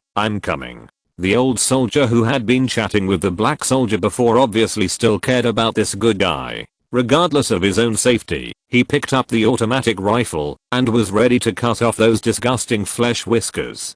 Shit, Mills, you blocked it. Swish. I don't know if it was because the black guy was too heavy or because of the director's special arrangement. The big spider didn't put him into his mouth at the first time, but the black guy pulled out his tactical dagger and was frantically cutting those disgusting flesh whiskers. Puff. Wow. A shocking beam of light suddenly descended from the sky, directly cutting the big spider in half, and the black guy who was knocked unconscious didn't care about the discomfort of his internal organs. Like his comrades around him, he looked up and widened his eyes.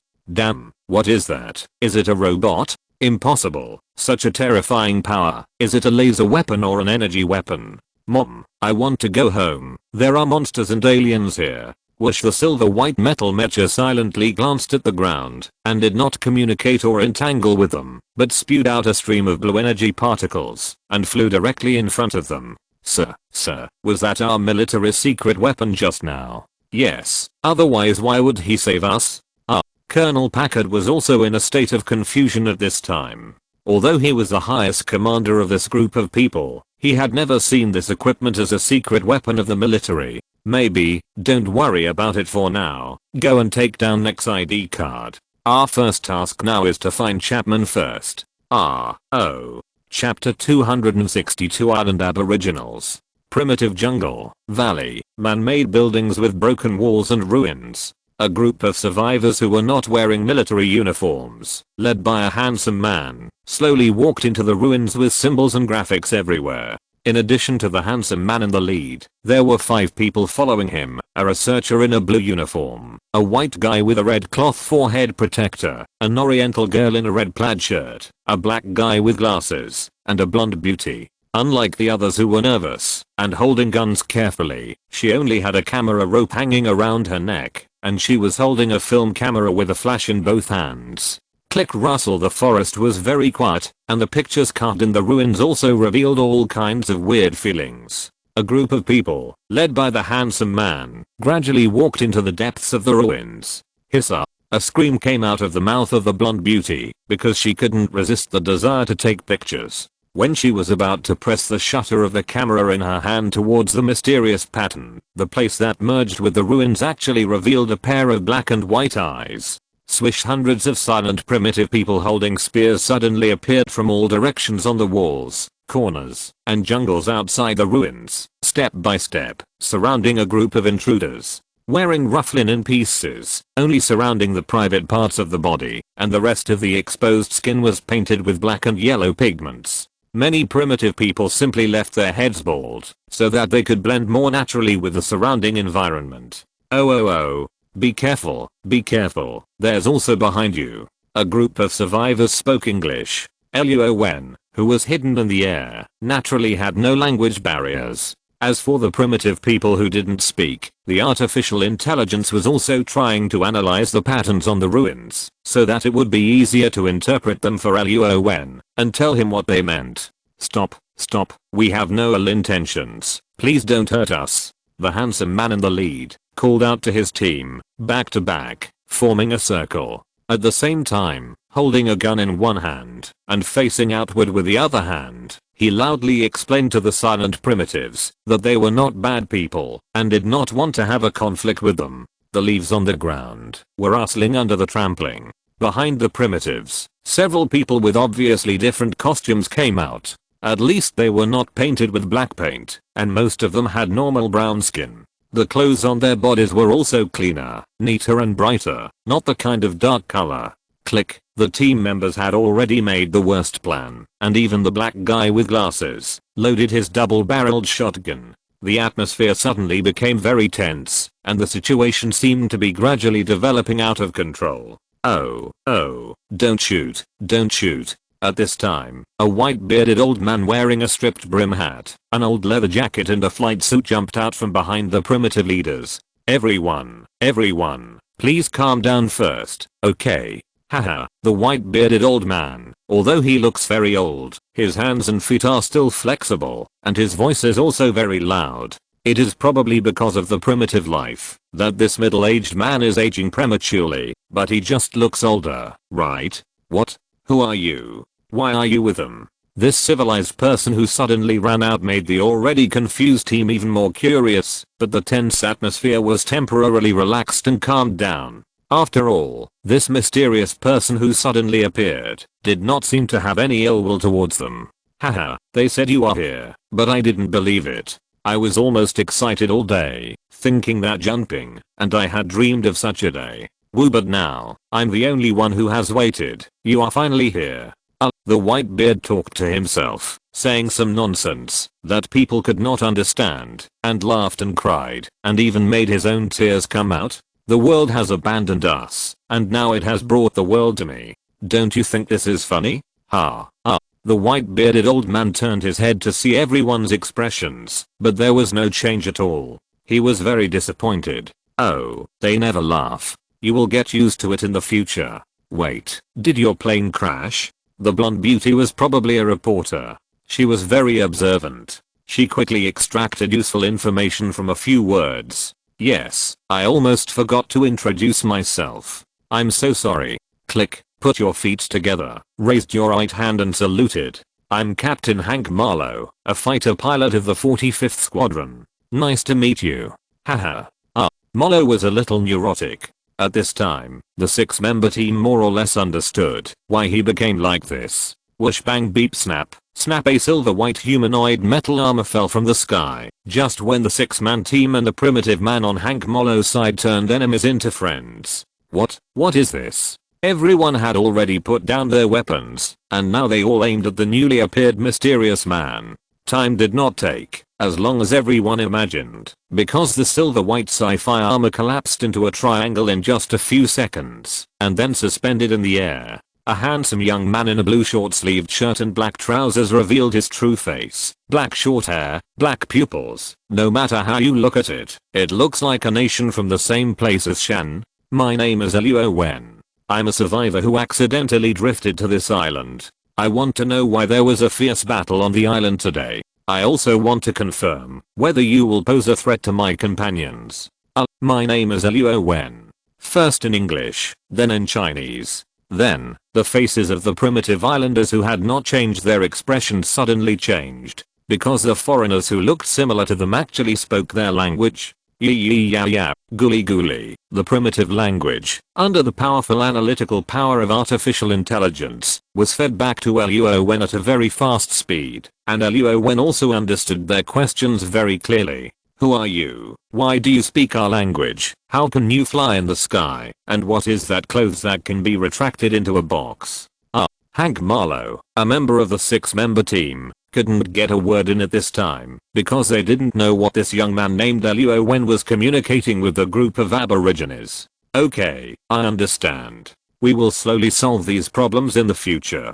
If you don't mind, I hope you can find time to go to the easternmost part with me. There is my camp there. I think I can provide you with what you need.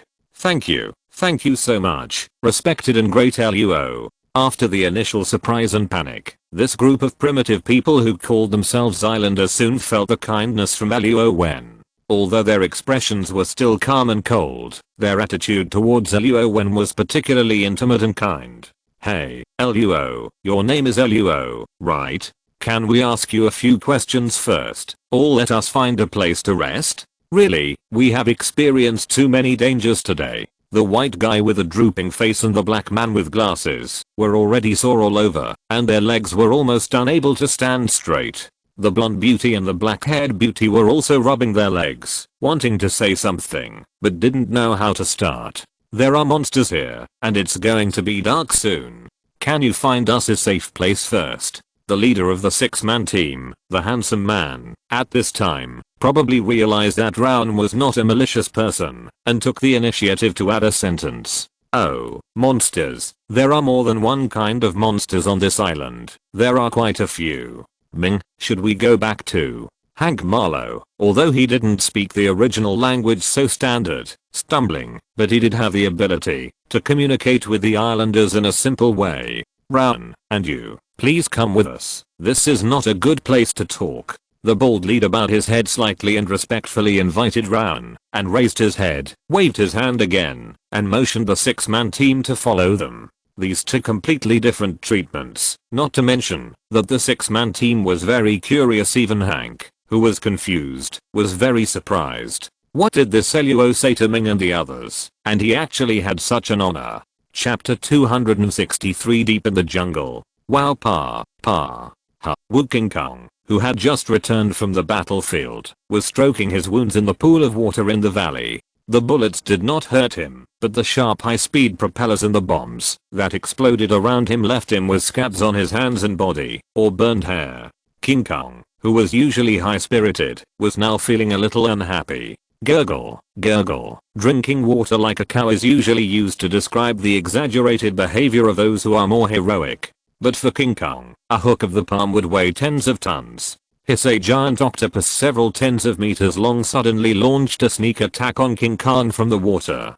King Kong, who was already in a bad mood, stomped the octopus's head and blew it up. He held the food that was delivered to his door upside down and did not plan to eat it outside, but returned to his nest in a depressed mood. The sunset completely disappeared from the top of the mountain, and inside a beautiful valley, there was not only a tall wooden thorn wall that isolated the lake island from the outside world, but also a huge ocean-going ship stuck in the middle of the cliff, which was used as a background board. There were many primitive people living on the lake island, and there were even more in the cave behind the ship.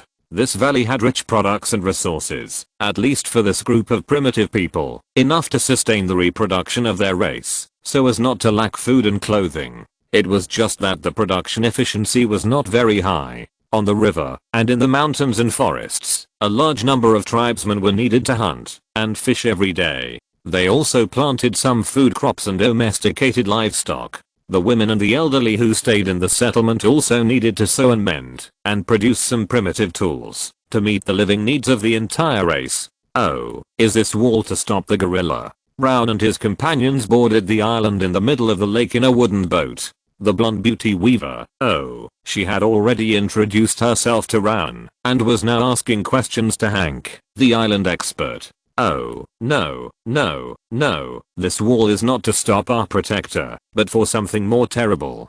Hiss, as if thinking of some bad and horrible memories. The old man with white beard still had a face full of fear. Something more terrible? Wait, protector, you mean that gorilla is your protector? Rowan, are you from China? Shan, who had a pretty face, immigrated overseas with her family when she was young, but she still retained an unchangeable Asian appearance. She actually didn't understand the Chinese that Rowan had spoken before, and didn't receive the kindness from her compatriots at all. Well, I guess so. You came to this island just to do biological research. Why did you bring the army with you? Although the woman was pretty and showed a lot of curiosity about him, Luo Wen lost his good impression of her after he knew that she was an American biologist. Well, this is not something we can decide.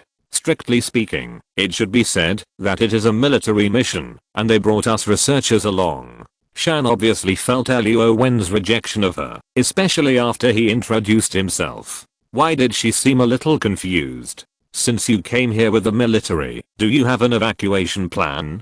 Luo Wen maintained the most basic courtesy and communicated with Shan in front of him. His ears were always collecting information from others. This place was obviously not completely the plot world of Kong Skull Island. At least after the addition of the Blue Island survivors, Luo Wen was also trying to collect all the information about these characters in the plot. Well, we will evacuate from the north coast in 3 days, but the space is limited.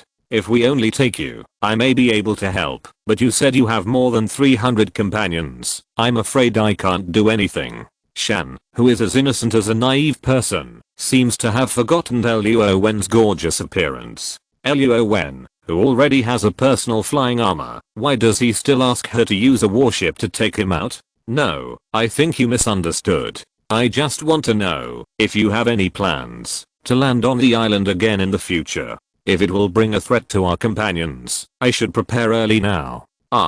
Facing the simple and innocent Shan, Luo Wen also spoke directly and did not intend to hide his true thoughts. Do you mean that you don't plan to leave here, but continue to live on this island? But there are so many terrifying giant creatures here, aren't you afraid of losing your lives? Her beautiful big eyes were full of disbelief and confusion about Luo Wen's decision. But for Luo Wen, explaining it to her would probably be meaningless. Haha, it's beautiful here. Compared to the terrifying giant creatures and the troubles in the outside world, perhaps this is the real paradise on Earth. Well, I hope you can figure it out by yourself in the future. We still have a chance to meet in the outside world.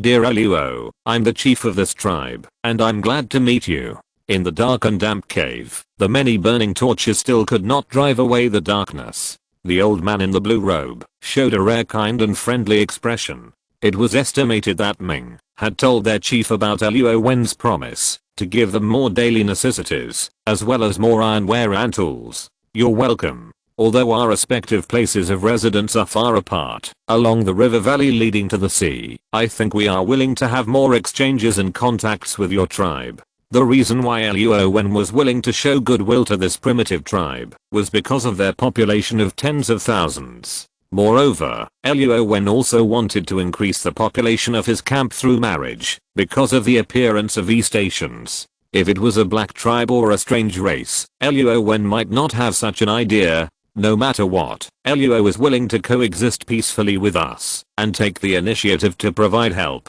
I must express my gratitude to you for my tribe. In the next few days, we will definitely entertain you with the highest etiquette. The primitive people did not seem to have those twists and turns, or rather, on this island, because they did not contact outsiders. They had always maintained their pure and simple true nature. Whatever Luo Wen said, they took it as true. Of course, this is probably inseparable from Luo Wen's extraordinary temperament and image, as well as his extraordinary appearance. Besides, Luo Wen has no intention of going back on his word. It's just some mind tools. If they are willing, Luo Wen doesn't mind giving them a modern industrial upgrade. The more connections, the deeper the ties, and the closer the relationship between the two parties. Wouldn't it be easier to marry some women from this primitive tribe? If you're listening to this novel on a channel other than Fanfic World, it means they downloaded and uploaded it without effort. We cordially invite you to visit our channel, Mundo Fanfic Novelos. There you'll find the original version of this story and you can explore many other novels of various genres.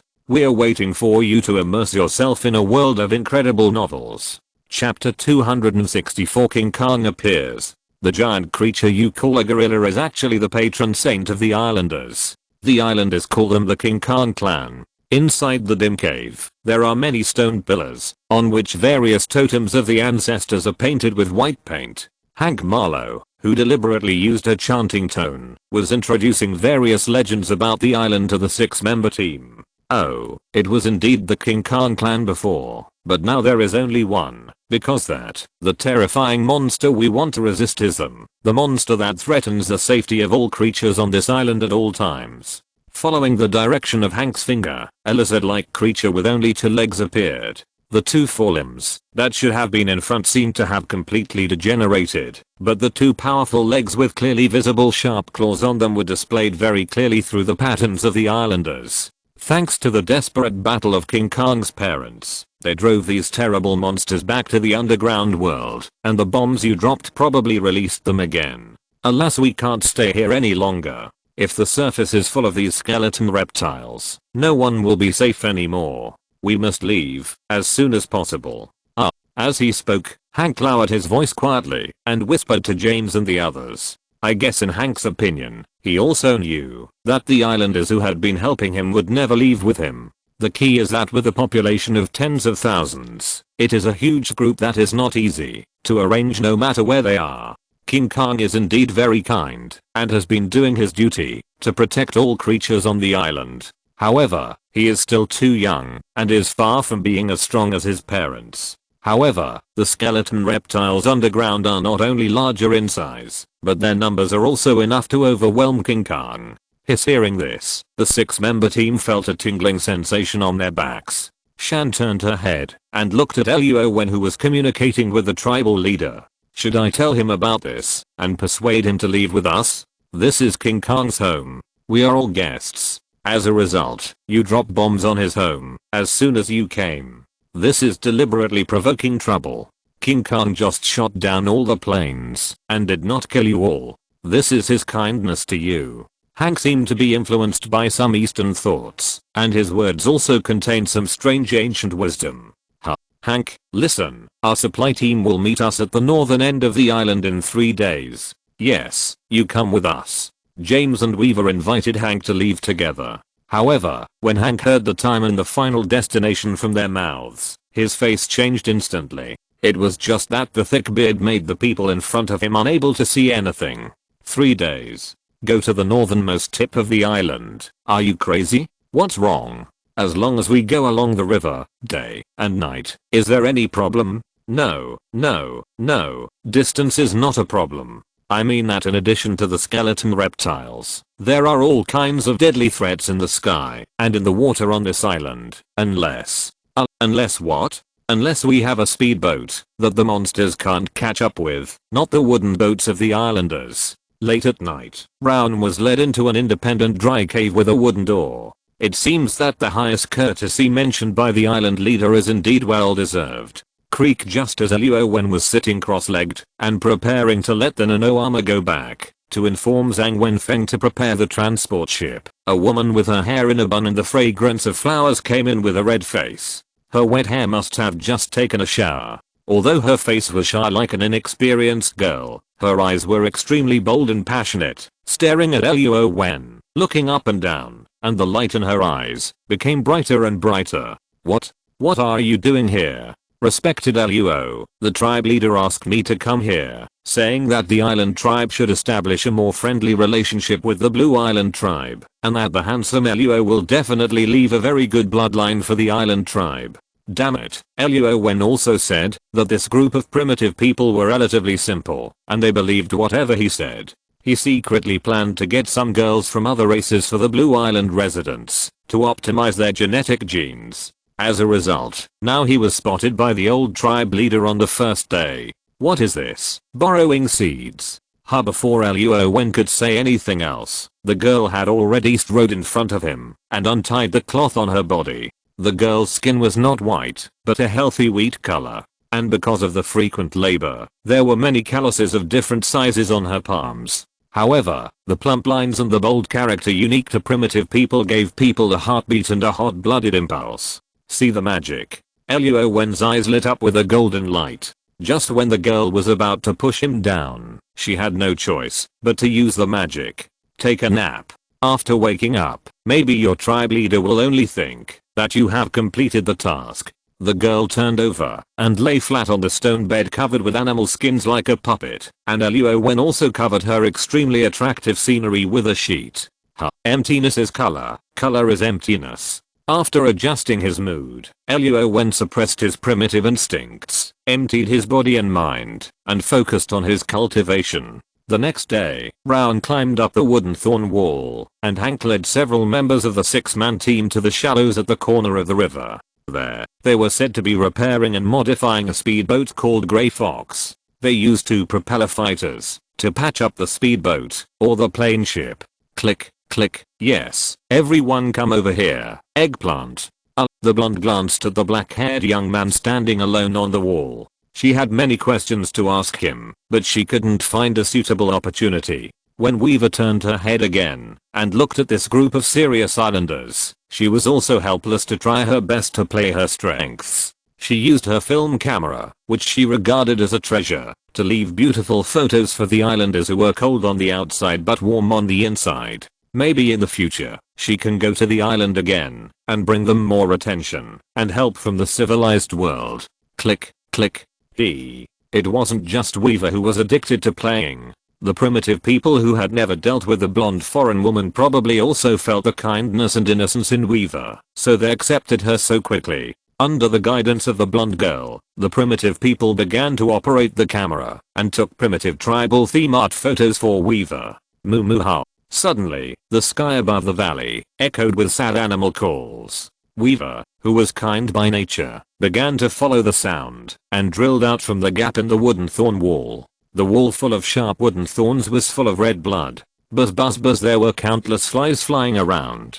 A few hundred meters away, a large deer horn bull was being crushed by the horns of a plane wreckage. I don't know if it struggled for a long time and finally ran out of strength, so it cried out in sorrow. Oh, poor big guy, let me help you, okay? Across the wooden spike wall, the primitive people held weapons and looked at the blonde alien nervously. From their alert and worried expressions, it is not difficult to see that they really want to remind Weaver, but they don't know how to communicate with her, so they can only watch from inside the wall. But they are reluctant to turn around and leave, and they dare not run out to pull her back.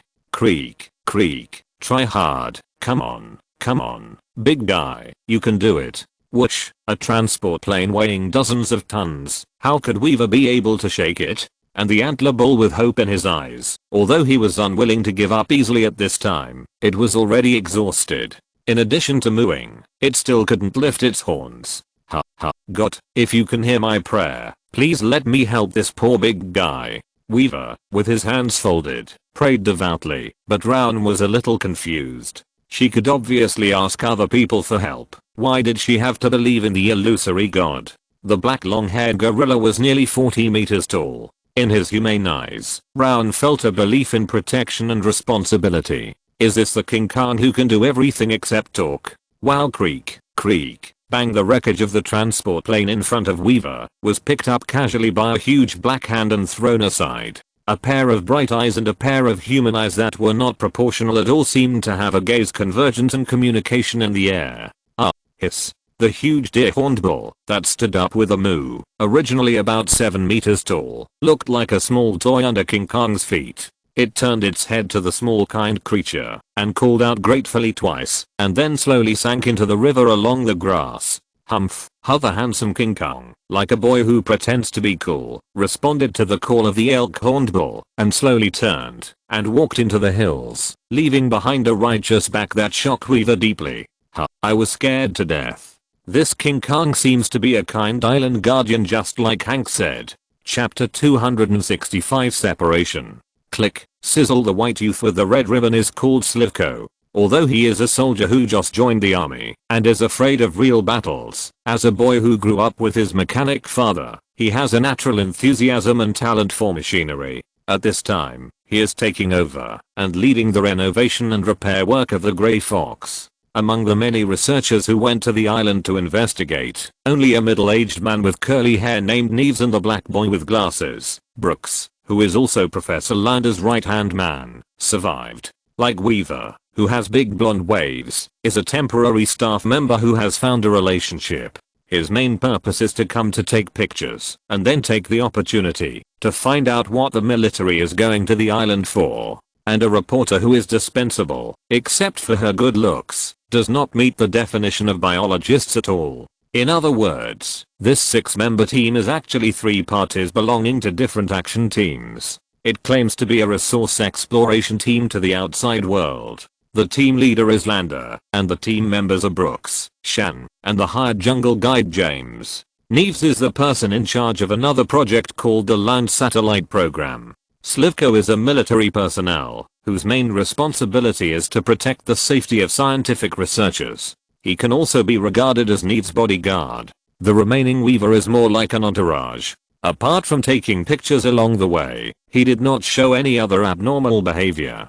James, why do you think Luo, who has such powerful technological equipment, is willing to stay on this isolated island? Neves has a closer relationship with the military, or it can be said that the existence of their research institute itself is to serve the national military. Naturally, they are naturally sensitive to national security or the latest groundbreaking technological inventions. Neves, we'd better pretend that this didn't happen. What we saw yesterday should be kept to ourselves. As long as we don't leave this Skull Island, our lives will be seriously threatened. We can slowly study other things after we leave. As a former British Special Forces soldier, James Conrad was born with an intuition about danger. He knew what to do and what he should not try. For example, he should leave this Skull Island as soon as possible, and he should not provoke the unknown Rowan, although he was full of attractive mystery. Haha, that's right. We must learn to be fearful on this island, just like the islanders. We must be careful everywhere to live a long life. As for Luo, I also suggest that you don't get too close to him. Hank was so excited that he showed no signs of weakening even after a night. Now he finally waited for his kind. He just wanted to fix Grey Fox as soon as possible and leave this backward and poor island together. He missed his family and everything in human civilization. Hey, can you guys stop talking for now? Can you try to open the pressure valve? I think I can do it here. Slivko, who was working at the stern, didn't hear clearly what the people at the bow were talking about, but he also felt that their current situation was not good, and the key was to leave here as soon as possible. Several men were working, and then they chatted casually. They got to know each other better, and their feelings deepened a bit, until it was getting dark, and they couldn't continue working, and then they turned back to the residence that Hank had arranged for them. Russell, the sky was bright, and another young girl in love was lying quietly in Rowan's room. Obviously, the island tribe didn't want to give up any opportunity to get closer to Rowan, or just wanted to keep some of his excellent blood. It turned out that the simple primitive people also deeply understood a truth. That is, a bird in the hand is worse than 1,000 birds in the bush. No matter how generous the conditions Rowan agreed to, the seeds that should be borrowed can't be delayed for a day. Puff. With the efforts of several people yesterday, the 6-member team of survivors led by James Conrad, and now with Hank Marlowe, are performing the final farewell ceremony at the bottom of the decaying international freighter. That is, Hank pulled out the samurai sword of his best friend Gunpei, and decided to take him back to the human world outside from his burial place. Finally, let's get out of here. The 7 survivors packed up and came to the river. The original intention was not to alarm everyone, whether it was the kind islanders or the Rowan who had little contact. Beep puff, puff turning the ignition device. The shabby grey fox, a speedboat made of pieces, spit out a few clouds of black exhaust gas from the exhaust pipe. Several people were busy at their respective posts, trying their best to start the ship of hope. Slivko, are you ready? Slow down the throttle at the beginning. I know, Weaver, you need to crank the generator faster. Beep, puff, bang, bang, bang, go, go, let's get out of here. Hank was impatient to collect the anchor and ropes, and then close those dispensable cabin doors. As for the Black Brother Brooks, the senior researcher Neves, and Shan who cheered them up, they had nothing to do except looking anxiously, because there was no place for them to show their strengths here. The third ignition. It's okay, believe me, it will be okay. Rowan and the islanders were already standing on the shoal, but it seemed that this group of people were only thinking about leaving, and didn't notice that Rowan was deeply worried about the alertness of this group of people. Just like that, they probably won't have a peaceful journey, right? Woo boom, boom, da da da. The rapidly rotating blades, from sluggish to smooth, finally operate normally. On the Grey Fox, there was a burst of excited cheers. Oh, yeah, we can finally leave this damn place. Haha, we have a boat, we have a boat. Okay, I'm really good at this, haha. The crowd standing on the shore and the meaningful look in Rowan's eyes suddenly stopped the cheers of the people on the boat. Oh, Ming, we should say goodbye. I'm very grateful for your help over the years. If you go to Chicago, just come and find me. Bye. Hank's face was full of sadness, but he had to make his own choice. Obviously, his home was not here, and the world he longed for was not this island.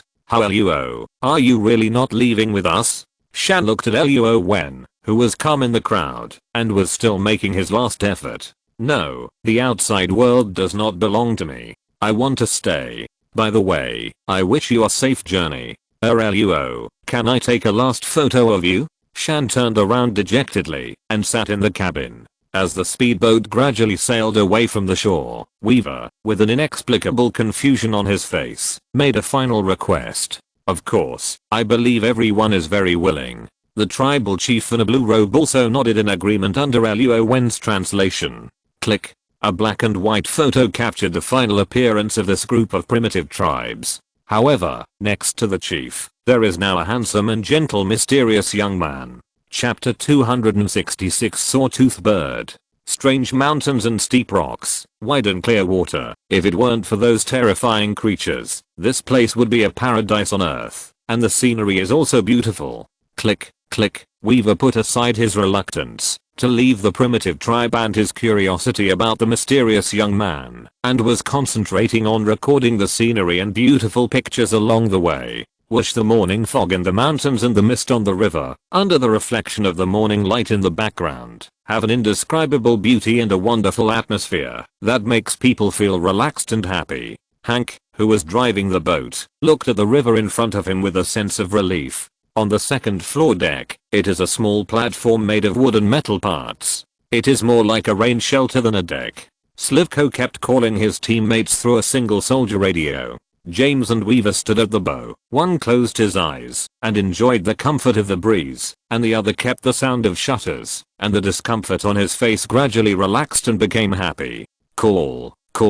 This is Fox 5. Zizio, I got it, Fox 5. Great. How are you doing now? oh yeah. After a burst of noise in the radio, a clear reply sounded, and Slivko had already shouted excitedly, because it was his teammates over there, and it was the team following Commander Packard. Received, received. This is Fox 5. We are on a ship now. What? Ship? Where did you get the ship? Yes, we are on a ship, and we are heading north now. We met a Santa Claus these 2 days, a person who traveled through time from World War II. You will see him. What ship are you on? It should be said that it is an airplane, not a ship. No. It is a ship, an airplane ship. Slivko, ask about their specific location. The white soldier was so excited that he didn't know what he was saying at this time. Fortunately, James, who was standing on the bow, reminded him in time. Send a signal. We will find you. Received. Fox 5. Fire a flare. Whoosh bang. Oh, we saw it. Just 2 kilometers to the north. We are very close to you. Haha. Oh yeah. The teams on both sides of the radio were all excited, or they were all survivors, and after experiencing life and death, it was a great blessing to hear a familiar voice. Swish quack ah, save me, save me. In the sky, a group of winged birds followed silently. Their bodies were bare, except for grey or white, and the green of moss. They were like the long-armed pterosaurs of ancient times, but much smaller in size. The key is that their mouths are flat with serrated shapes, instead of the common pointed mouths. The 7-man team was celebrating that they had finally contacted Colonel Packard, but in the blink of an eye, their team member Neves was caught in the air by a saw-toothed bird. While a saw-toothed bird has a wingspan no bigger than an adult, and its skinny body can't catch a 70-kilogram adult human alone. But they seem to know how to work together as a group. 2 birds grabbed one of Neves' arms, and then gradually distanced themselves from the people on the boat. Shit, damn it, shoot them down, Neves, we have to save him. Click, James raised the automatic rifle in his hand. The distance was a bit far, and this was a flock of birds. He was not sure whether angering them would be a good thing for the rest of the people. The key point was that Neves, who was moving quickly, was obviously their prey. Shooting would only hasten his death. Whoosh do puff, puff. 2 bright and blazing beams of light, like thunder, directly cut the 2 saw-toothed birds into 4 pieces. The group of flat-haired beasts that surrounded them also fled in panic under the great pressure of the momentum. What? Help. Snap! A silver white metal armor stood in the air, and Rowan, wearing an nano armor, caught the falling Neves. Boom, spewing out a stream of blue energy particles. Rowan sent him back to the broken copper and iron gray fox. Oh, Neves, are you okay? No, I'm fine. Hoo-hoo. Clang. A textured sound of metal landing sounded, and Rowan stood steadily on the bow. Snap, snap. The nano armor retracted into the triangular reactor again, and then disappeared from everyone's sight with a whoosh. This is a space device. I think you will encounter some troubles if you leave like this, so I came to see you off. Do you mind? No,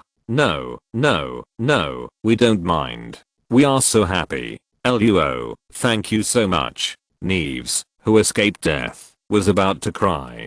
Fortunately, the blue uniform jacket he wore was very thick. The key is that the sharpest organ of the saw-toothed bird is actually its beak. The claws only left a few slight scratches on both sides of his shoulders, leaving a little blood, which is not fatal. Luo, you came just in time. Otherwise, we would have lost Neves. Well, the people on the boat changed their previous alienation and resistance to Rowan. At least Rowan has proved his intention and strength with his actions. With such a powerful guard, they are now full of confidence and leaving Skull Island.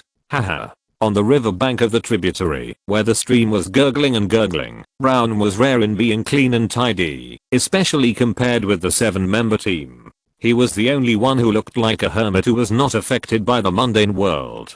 Creak, while a group of exhausted and disheveled military uniformed men appeared from the jungle behind the few people. Oh, Slivko, it's great to see you. Haha, it's them. Woo woo, I thought I would never see you again. Professor Lander, I'm sorry for my initial doubts about you. Yes, all your guesses about the giant creatures were correct. Oh, I now hope that all my previous guesses were crazy. Brooks and Lander finally met again after a long separation, and they expressed their relief and excitement to each other. Professor Lander, I'm so glad you're still alive. You really scared me to death. Shan, who was originally looking at Rowan, also shifted her attention to Professor Lander at this time. Colonel Packard, how many of you have left? Just the ones you see. By the way, who are these two? His eyes were as sharp as an eagle, and he was full of toughness and bloody aura, which made Rowan very impressed. The Colonel Packard who asked the question was indeed a real commander who had participated in actual combat. Haha, nice to meet you, sir. Captain Hank Mollo of the 45th Pursuit Squadron of the 15th Air Force, reporting to you. Swish, he put his feet together and saluted. It seems that, after being stranded on an isolated island for many years, old Hank still regards himself as a soldier. So, you were here during World War II? After a little thought, Packard calculated the years of service from the old pilot's serial number in front of him. Oh, yes, sir, I missed the victory parade. Click, standard attention. Congratulations, Captain, you're home. Colonel, if we continue along this river, we can reach the evacuation point in the north. The boat is just ahead, and we can leave together. James did not mention Rowan, and seemed to have no intention of introducing him to Packard. Or, he actually didn't know how to introduce the two of them. One landed on the island, to build a military base, and the other was a pioneer who planned to stay here. I'm afraid that neither of them could establish a good cooperative relationship. Instead of a conflict, it's better to put it in one word. Oh, yes, leave. We should leave this damn place. But before we leave, we still have one person to take with us. Conrad. Packard didn't care. Why didn't anyone take the initiative to introduce the black-haired young man in front of him? Just turning his head, the angry and vengeful look in his eyes made Rowan realize what he was going to do next. Wait, who else are you missing? Aren't they all here? No, Lieutenant Colonel Chapman. He's near the crash site of the transport plane. Go west from here. Chapter 267 Go west. No, sir, we can't go west. Old Hank, who was extremely excited a second ago, shook his head at this time. The excitement on his face was also shrouded by deep fear. The west is full of skeleton lizards. There is a saying here that you can go east, but you can't go west. This is not nonsense. Skeleton lizards? The soldiers who were confused at first became even more curious at this time. What on earth is this veteran of World War II talking about? If we go southwest, we can still try it. If we go due west, at least with our few people and these few guns, we should save the energy. Colonel Packard, I think we should listen to Marlowe. The west is really too dangerous. At this time, Weaver, who was sitting by the river drinking water and resting, also stood up to agree with old Hank. After all, in the island tribe, she also saw the bloody scene outside the Wall of Musi. On the way here, if a Luo hadn't suddenly appeared, I'm afraid that the group of sawtooth birds would have cut Nevs alive. Oh, really? Hey, Conrad, they hired you to find someone, right? Packard changed the subject, and did not directly oppose the proposal of old Hank and Weaver, but put the problem in front of Conrad. Well, okay, but if we get there, and he is not there, we will not spend time looking for him. We must return here before dark, okay? Although Conrad was hired by Professor Lander, the real money was paid by the military. If he did not want to take this risky action and gain nothing, Conrad had to take into account the colonel's face and request. Within the remaining 24 hours, we must rush to the evacuation point in the north. Oh, of course, no problem. Everything is up to you. A group of 17 people, plus Rowan who did not communicate with others, began to turn around from the jungle and headed towards the highlands in the west. As for why Rowan was willing to follow them, Weaver wanted to ask, and Shan was also very curious, but they also knew that their relationship with this mysterious young man was not so good that they could talk about everything. The key is that one more person means more strength. Colonel Packard, who did not recognize Rowan as the alien who had saved them once, also acquiesced to Rowan, who was alone and seemed to have little strength to follow them. Alone, looking like an ordinary person, in this primeval forest full of dangers. Isn't it another explanation of powerful? Is Packard not stupid? mountains, grass slopes, and peaks that rise and fall one after another. The survivors who were carrying heavy loads and moving forward envied the black-haired young man with empty hands, but everyone seemed to have reached a tacit understanding and did not express any opinions on his abnormal behavior, nor did they make any demands on this stranger. In the intuition of these big-headed soldiers, they probably also vaguely realized that this guy named Rowan was more dangerous than Captain Conrad, who was agile and had rich combat experience. No, maybe he was more powerful than Colonel Packard. In the middle of a valley, on the rugged grass, there are many white stone pillars standing upside down. Smooth, curved, and eerie. No, these are not stone pillars, but the skeleton of some creature. His bones several people high, no matter which part of the body. When such a creature is alive, wouldn't his size be like that of an ancient giant? Or the titan in the legend? No, it's not a legend.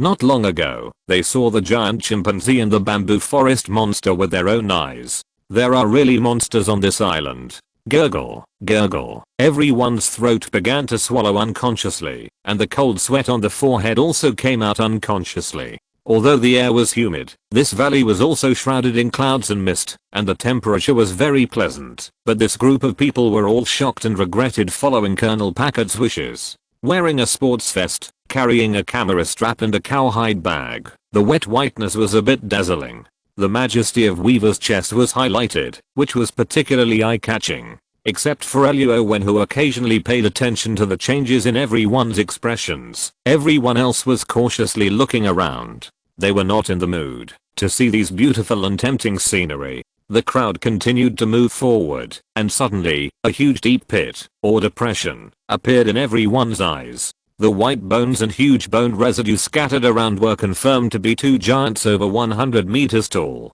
It could also be the same kind of chimpanzee. Although they both walked upright, these two human skeletons were more in line with the characteristics of gorillas. Oh, what the hell is this place? What the hell is this? Everyone stopped, their eyes revealing various expressions of surprise and breathlessness. This is the bones of King Kong's parents. Gilu, I have taken many photos of mass graves. I know that this is indeed a tomb, a battlefield tomb. The explanation of old Hank and Weaver made the group of people feel horrified, and their scalps tingled instantly. The place where the transport plane crashed is at the other end. We will pass through here and go to the highest mountain in the west. Packard, with a face as gloomy as water, couldn't help but feel a little disdainful of the cowardice of this group of people. That young man, there was no change in his expression at all. Is he really not simple? Oh, no, we really can't leave here, sir. The sweat on old Hank's head was bigger than everyone else's. Obviously, the longer you live in this place, the more you fear and respect everything. Yes, we should turn around immediately and continue to retreat north. The researcher in light blue uniform, after hearing Neve's description and seeing the giant skeleton with his own eyes, his legs are trembling. If the large army was not here, he really wanted to turn around and hide on the ship alone. No, you can go north if you want. You can go alone. I will never abandon Chapman. Packard was very firm, and his tone was unquestionable. And those soldiers whose confidence was shaken also gritted their teeth. In any case, they are soldiers, and soldiers should obey orders as their first duty, not to mention that they are now trying to rescue their teammates. Even if it is a sea of fire and a mountain of swords, they must rush through it. We can do it. Yes, we can do it. Stay alert, pay attention to the surroundings, and set off. Conrad was cheering himself up, and Packard had already taken the lead in finding a way to the depression and walk down. Crunch, crunch, on the not so dry sand. All you can see are the skeletons of various creatures, big, small, round, sharp. There are hollow human bones, probably from the island tribe. As for the other big and small creature bones, Shan couldn't recognize them, and the others didn't dare to look at them anymore. They all looked around, and they didn't know what creatures or unknown deadly dangers were hidden in the gradually rising mist. Beep click. A faint white light flashed. Lando was a photography madman like Weaver, but Weaver had stopped now, and he took over the job of snapping. Of course, it could also be that the blonde beauty's film was almost used up at this time, so there was no way to record the shocking scene in front of her. Hiss. Conrad was holding a gun and using his hands to measure the huge footprints on the ground. The three-toed biological footprints were more than enough to bury him in. The key is that this is not the largest one, and there are some next to it that are several times larger than this one. Skeleton lizards are terrifying monsters that live in groups. Conrad remembered what old Hank had said before, and now he believed it. Chapter 268, Behemoth Cemetery. Pares is how. Oh, hey, Cole, you're so idle that you're in the mood to smoke here? Put out your cigarette, buddy. Luo Wen remembered these two people. In the bamboo forest before, these two gay brothers staged a scene of comradeship. Oh, by the way, according to the original plot, Cole was willing to be a human bomb in order to cover the retreat of everyone. As a result, he was hit by the tail of the skeleton lizard and directly hit the rock, sacrificing his life in vain. Regardless of whether they represent different countries and forces, at least on this island, Luo Wen and them have a common identity, that is, human beings. If he doesn't really dislike someone, Luo Wen is still willing to save him. After all, with the same world background and cultural background, but because of Ashan, Luo Wen finally understood that angry youth is just a wishful thinking. This is just a parallel universe, not the main world he is in. Inhale. Okay, I just want to relax, can't I just put it out? Like a nagging annoying person, Cole also knew the temper of his black brother very well, and he would not give up until he achieved his goal. In order not to be bombarded by his nonsense, Cole took a last puff and then flicked the cigarette aside. Puff. His small sparks spread along the cigarette butt and then spread to the black and red skeleton. Bang. Whoosh. There was a loud bang, and then there was a rolling heat wave, which knocked the two chatting soldiers to the ground in an instant. Oh, what's going on? Click, click. Everyone was instantly attracted to the attention, and they all pointed their guns at this side. Haha, it's okay.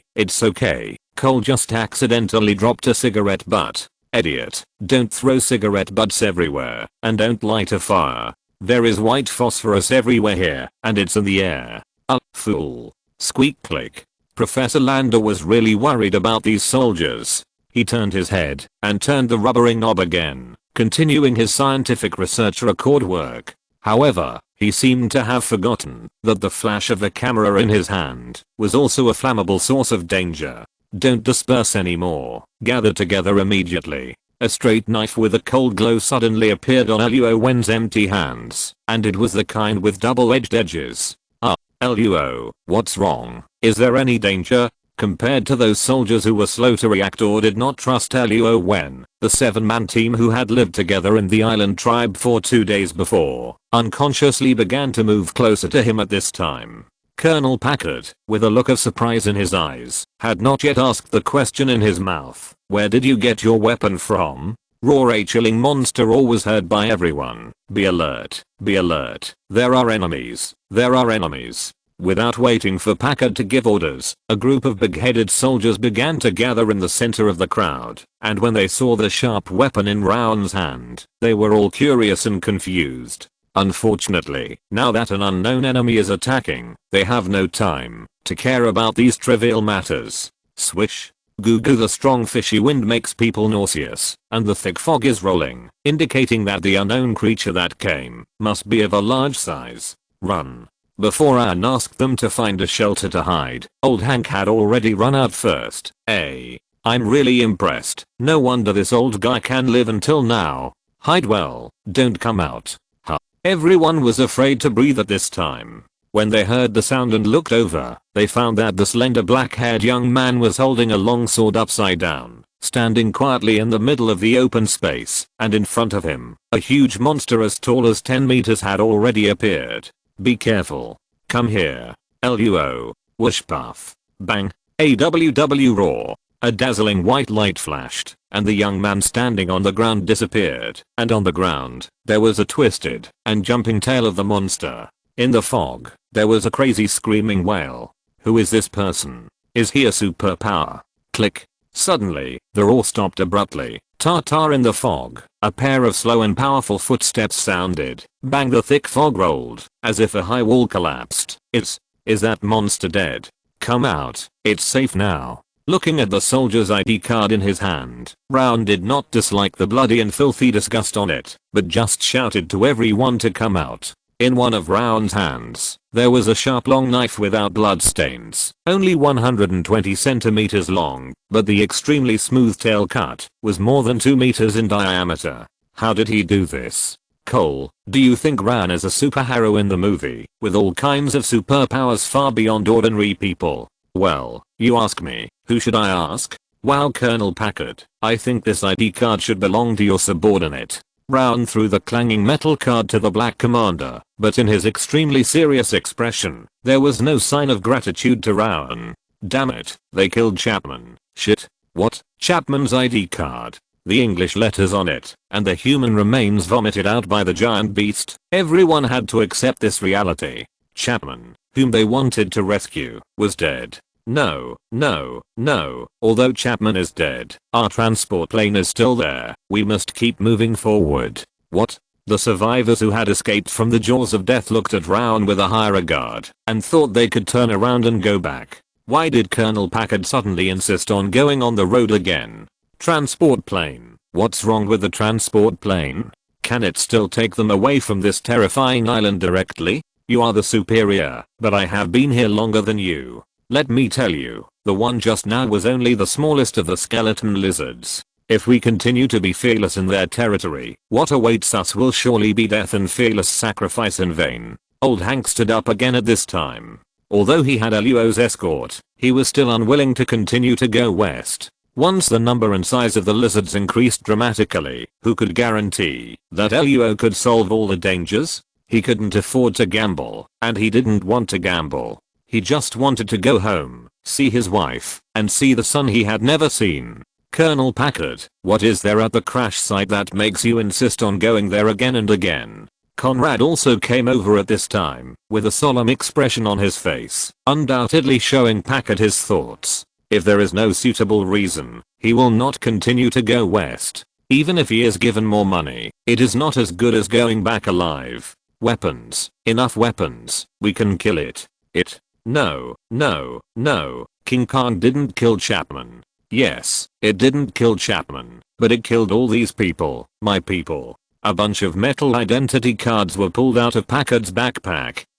Why would you want to kill King Kong? King Kong is the guardian of this island. Because of him, those skeleton lizards dare not come to the ground. That's right, Colonel, we can't deal with King Kong. These skeleton lizards are the real threat. There are more underground. If you destroy the natural competition between species, their number will definitely increase uncontrollably. Then kill them all. Let's deal with King Kong first, and then deal with those ugly lizards. The situation on the scene became very tense. There were only a dozen people in the small team, but they had a serious disagreement over whether to deal with King Kong. When you are poor, you can use tactics to intersperse. When you are rich, you can use firepower to cover. To be honest, Rowan even agrees with what Colonel Packard said. For the sake of their own development and safety, human beings are kind to other species, which is undoubtedly cruel to themselves. Of course, as an isolated island, Rowan cannot completely agree with his extreme violent thoughts. Of course, it is not excessive to treat the enemy in any way. But King Kong did not take the initiative to provoke this group of soldiers. He was just passively defending. This time, Rowan chose to stand on King Kong's side. I suggest you leave directly, Colonel Packard. Maybe you shouldn't have come here in the first place. Everyone has to pay the price for their actions. The identity card in your hand is like this. I won't get involved in your next choice. Take care. Rowan gave his own suggestions, and then a triangle emitting a faint blue light suddenly appeared from the air. Click, click, in a blink of an eye, a silver-white metal meteor appeared in front of everyone. He turned out to be the alien who suddenly rescued them that day. Luo Wen flew into the sky, leaving a group of stunned survivors staring at each other. He actually flew away like this? And how could he leave everyone behind and fly away alone? Oh, I knew that Luo couldn't always protect our safety. Chapter 269, Separate Actions. Packard is an extremely paranoid person. It can be seen from his style of doing things. especially after he has seen the ups and downs of life and experienced the test of the battlefield. In his heart, the military camp is everything to him. In order to pursue the belief of justice and protect the home behind him, he has done too many things and decisions that violate good and evil. In the end, there was only one thought left in his heart, that is, those who hurt him are enemies, and those who do not agree with his beliefs are also his enemies. King Kong must die. No matter what, I will avenge the dead soldiers. Whatever you decide is your business. I won't stop you. Packard did not order the group of people as a commander, but took the lead and continued to walk west.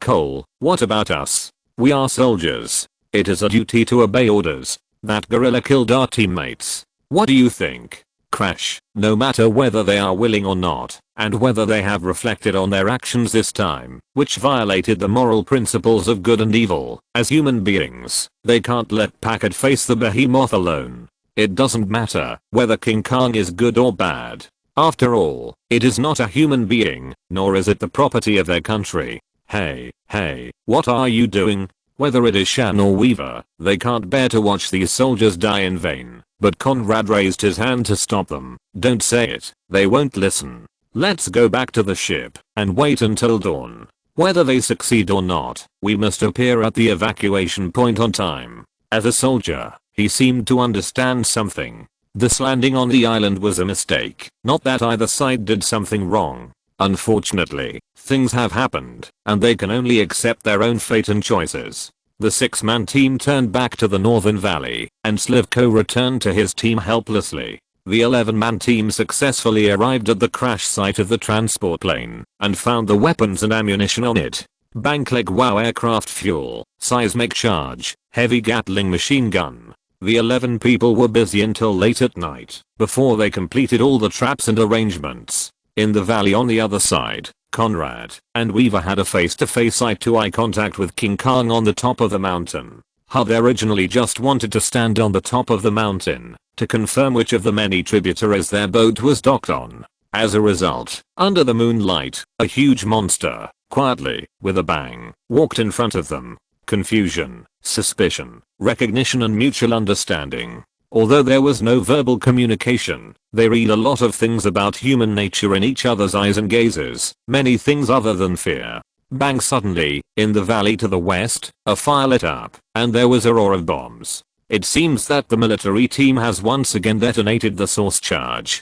Roar. King Kong's duty, or innate mission, is to prevent the skeleton lizards from climbing to the ground.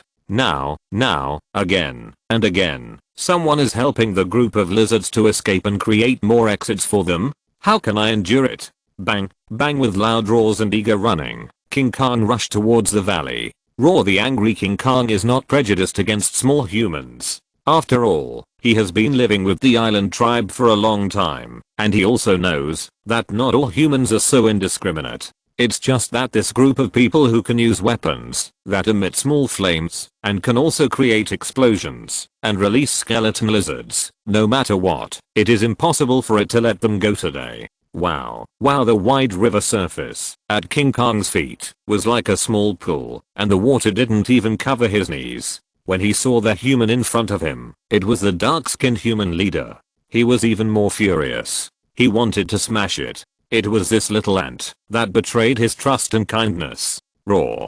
GG snap. Washalet kerosene lighter was thrown into the river by Packard, who looked very proud. Boom.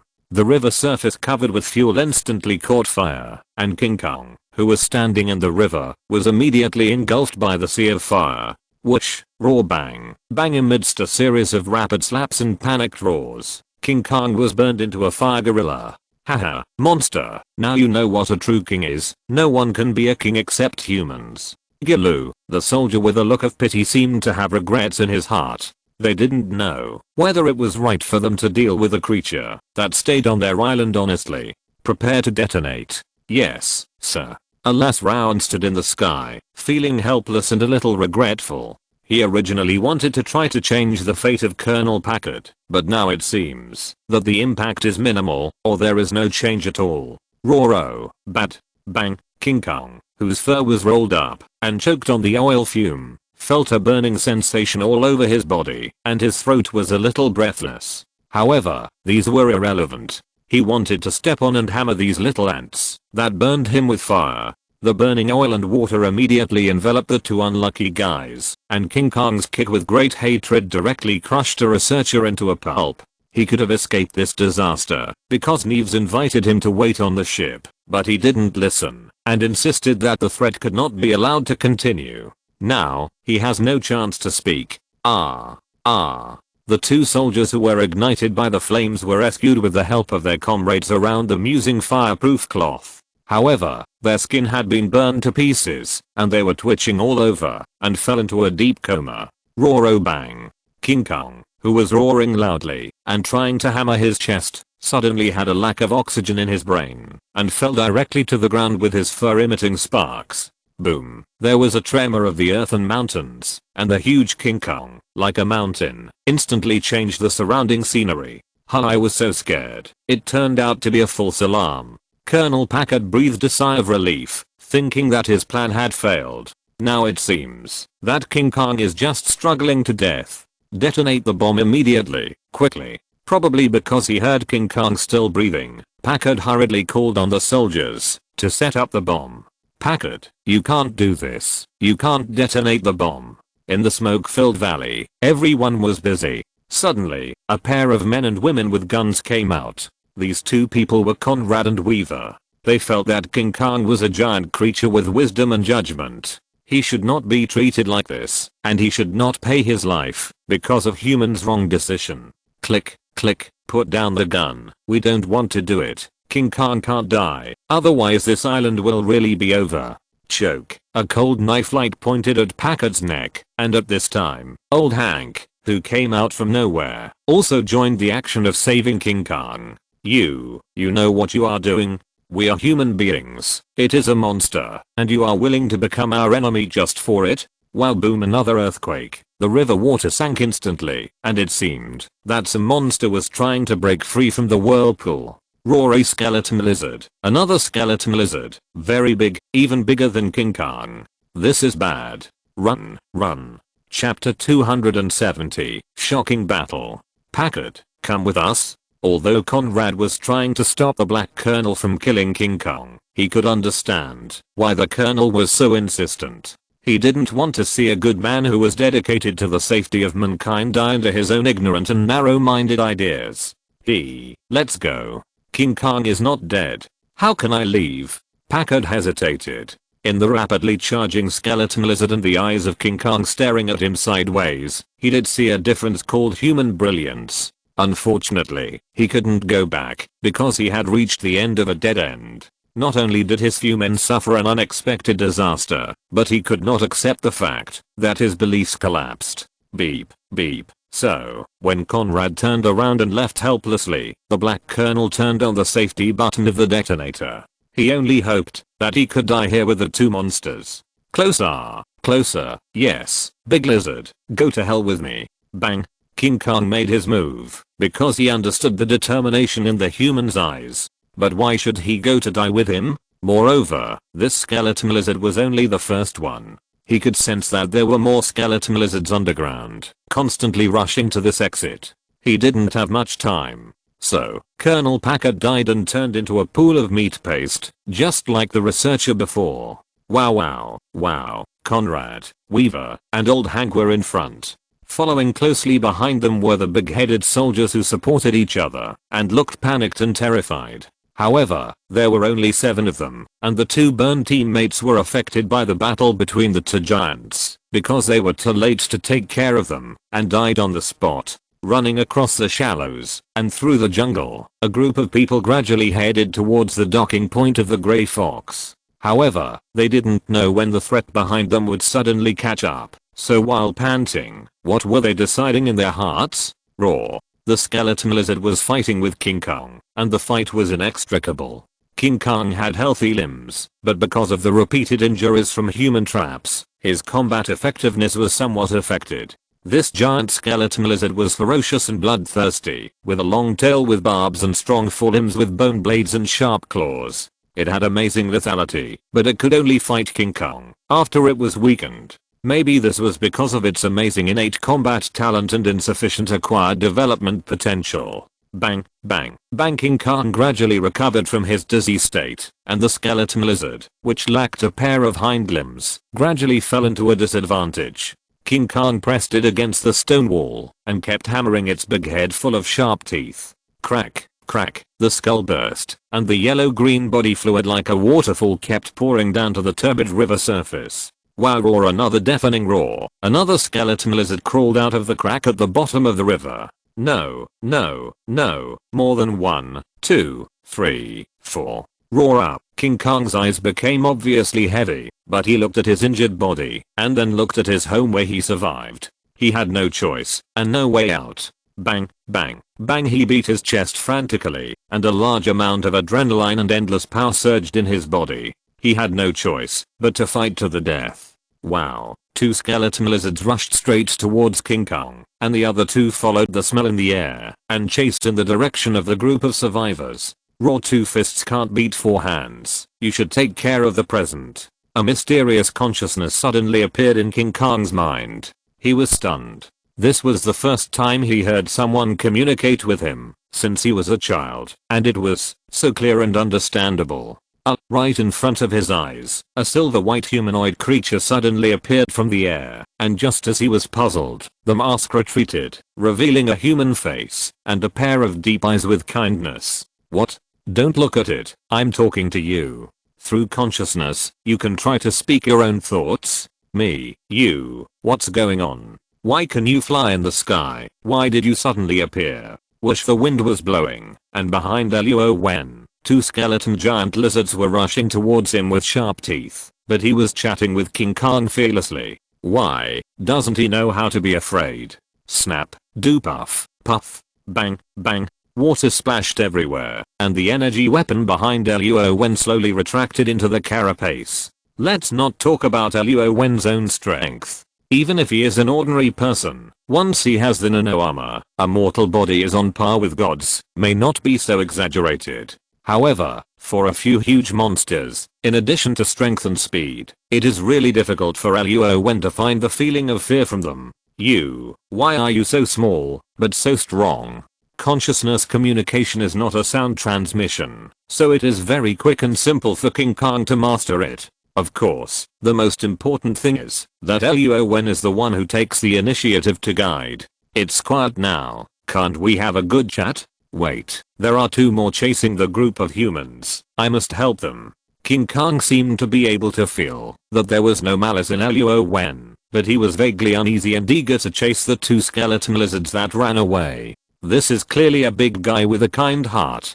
Don't worry, my name is Luo Wen. I don't know your name yet. Name? I don't have a name. Humans call me King Kong. You can call me that. Boom. Luo Wen turned around and performed the turning sky palm. A terrifying force that enhanced the spiritual power delayed the air and flattened the water surface above the valley. In an instant, a huge deep pit with a diameter of 500 meters appeared. The depth was so deep that, even if King Kong fell in, he would need to climb up to escape. The exit of the underground world was blocked, and several giant beasts that were about to climb out were all crushed into meat paste. My camp is on the easternmost coastline. If there is a chance in the future, you are welcome to visit. By the way, this island is full of spiritual energy of heaven and earth. Maybe you can practice this transformation art. A golden chapter was imprinted in King Kong's Sea of Consciousness by Luo Wen. Luo Wen had already turned around and disappeared from the stunned King Kong's sight under the push of the blue energy particle flow. Spiritual energy of heaven and earth. Transformation art. Humans can be so powerful. Roar roar. King Kong wanted to say something else, but Raoun's voice had disappeared from his mind. He now turned into a single roar, unable to express his meaning. He didn't care about that for now. King Kong spread his legs and hurriedly chased the 2 skeleton lizards.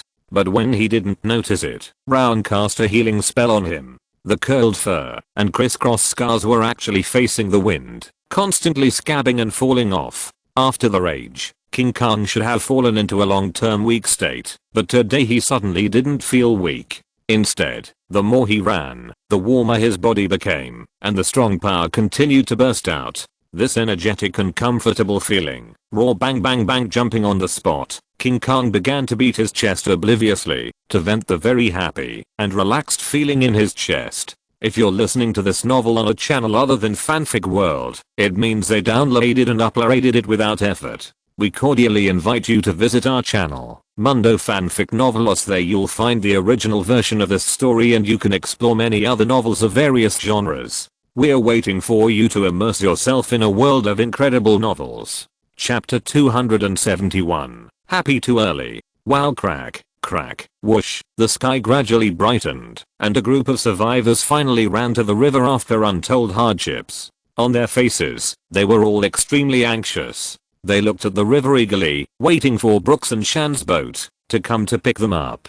At the same time, they looked behind them with great fear. Wow, crack. The sound was getting closer and closer, and the sound of trees falling was getting louder and louder. It seems that the skeleton giant lizard is chasing us. Someone must stop it, otherwise we will all die here today. No, no, no. Cole, with a determined look on his face, untied his gun belt and handed it to Mills, his best black comrade in arms.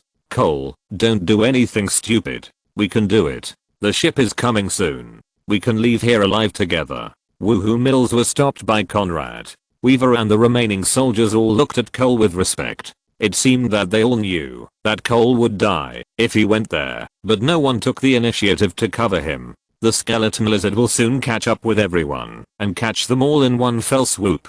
Everyone will die. King Kong was obviously defeated. Someone has to survive, and someone has to be the great person, right? All the grenades on his body were taken by Cole. Raw, the skeleton lizard, which was spitting saliva and roaring wildly, suddenly stopped roaring, as if it had noticed something. This also accelerated Cole's heartbeat. Cole, who clenched his teeth, was a little puzzled. Should he pull the pull ring of his grenade or not? After all, the straight line distance between him and the skeleton lizard was more than 200 meters. Whoosh, a strong airflow blew towards the crowd first, and behind the view, blocked by the skeleton lizard, a strong, fearless, heroic gorilla appeared. King Kong. It appeared again. Boom. Not only was it galloping, but it was also holding a rock weighing hundreds of tons in its hand. Bang. Without waiting for the skeleton lizard to react, or even make an effective dodge, King Kong attacked, as if it had opened a strengthening aura, and instantly landed on the head of the skeleton lizard with its head held high. Just like the collision between a watermelon and a stone, the head of the skeleton lizard turned directly into a pile of mud. Bang. No longer able to support itself, the huge body fell directly into the river beach jungle. Yeah. King Kong is here to help us. He saved us. Haha, we are saved. We are saved. Woohoo. Who? Cole put down the straps with a helpless look on his face and put away the grenade in his hand, and behind him, a group of survivors were already shouting happily. A mocking breath blew out of his nose.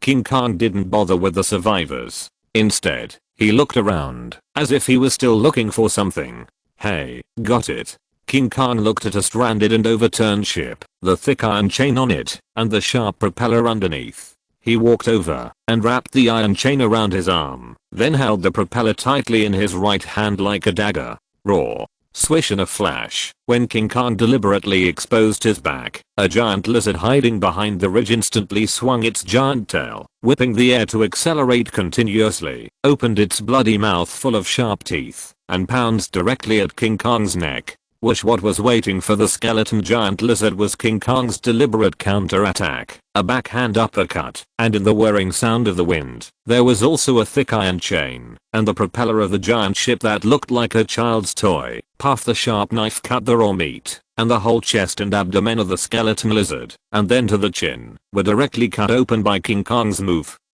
And the huge inertia of the giant lizard's own impact. Crash. A pile of colorful internal organs directly scattered all over the ground, and the stench that rose to the sky instantly made the 14 survivors who were driving the boat and boarding the boat feel dizzy. Oh. King Kong gave a strange low roar, just like the reaction of a human being watching a joke. Weaver, Conrad, go. If we don't go out to sea, we will miss the time. A group of people watched King Kong turn around. They really had no interest in them, and they couldn't help but feel ashamed and angry about their actions when they landed on the island. Knock knock knock knock. The old grey fox, with a team of 14 people, went to the sea in the north with difficulty. There were 3 ZUAE helicopters and a fully staffed destroyer, cruising and waiting for the evacuation of personnel. In the dense forests on the west coast, there was a group of survivors who were afraid of everything. Unlike the Blue Island camp in the east, there were natural obstacles of cliffs and sheer cliffs, separating the life and death line between the coastline and the primeval forest. The mountain was relatively short, with the shortest place only more than 2 meters high. When a group of survivors of the plane crash were full of joy on the white beach, and then waiting for rescue from the outside world. At night, they were not prepared. First, they were attacked by a group of big rats that could burrow into the ground, causing the large number of survivors to lose 1/5 of their personnel that day. When they were scared and hid in the jungle on the mountain the next day, they were attacked by various giant creatures again, and the number of personnel was directly cut in half, with only 301 people. Fearful and anxious, they always had to be careful of their surroundings, fearing that a dangerous creature would suddenly appear. The survivors, who were originally in high spirits and had all kinds of beautiful fantasies, turned pale one by one. They were ready to run away at the slightest sign of trouble. Their nerves were highly tense, and they had not received enough food for 2 or 3 consecutive days. They were like lambs to be slaughtered, unable to resist, and unable to resist. A melodious whistle attracted all the survivors on the ridge. After a few days of natural selection, the old, weak, sick and disabled were basically gone. Only the survivors in the family unit were still supporting a few teenagers around 10 years old. Ah, someone is coming to save us. It's a boat. Look, it's a boat. Wow, there was no organization, no discipline. The captain was crushed together with the cockpit when the plane fell into the sea, and several safety officers were also injured and poisoned to death in the battle with the big rat on the first night. A group of people staggered and ran frantically towards the narrow seashore in ragged clothes. They fell down weakly and struggled to get up. Obviously, no one wanted to stay in this hellish place. Don't worry, don't worry. We are the official organization of the Blue Island camp. Come one by one. We have enough space, food, and water. Don't panic. Zhang Wenfeng stood at the bow and asked Wang Wu to quickly open the landing deck. At the same time, he asked the Blue Island soldiers in uniform to go down to help the survivors and maintain the order of boarding. Bang. The destroyer, carrying 14 survivors who had narrowly escaped death, sang songs all the way and drank hot coffee on the ship. Before they could be happy for too long, the pointed bow hit an extremely hard object and sank deeply. The stern was lifted out of the water in an instant, only because the reaction force was too great. The crowd was knocked dizzy and had not yet figured out what they had hit. Calling old bird, have you hit a reef? Repeat, have you hit a reef? Please reply if you received it.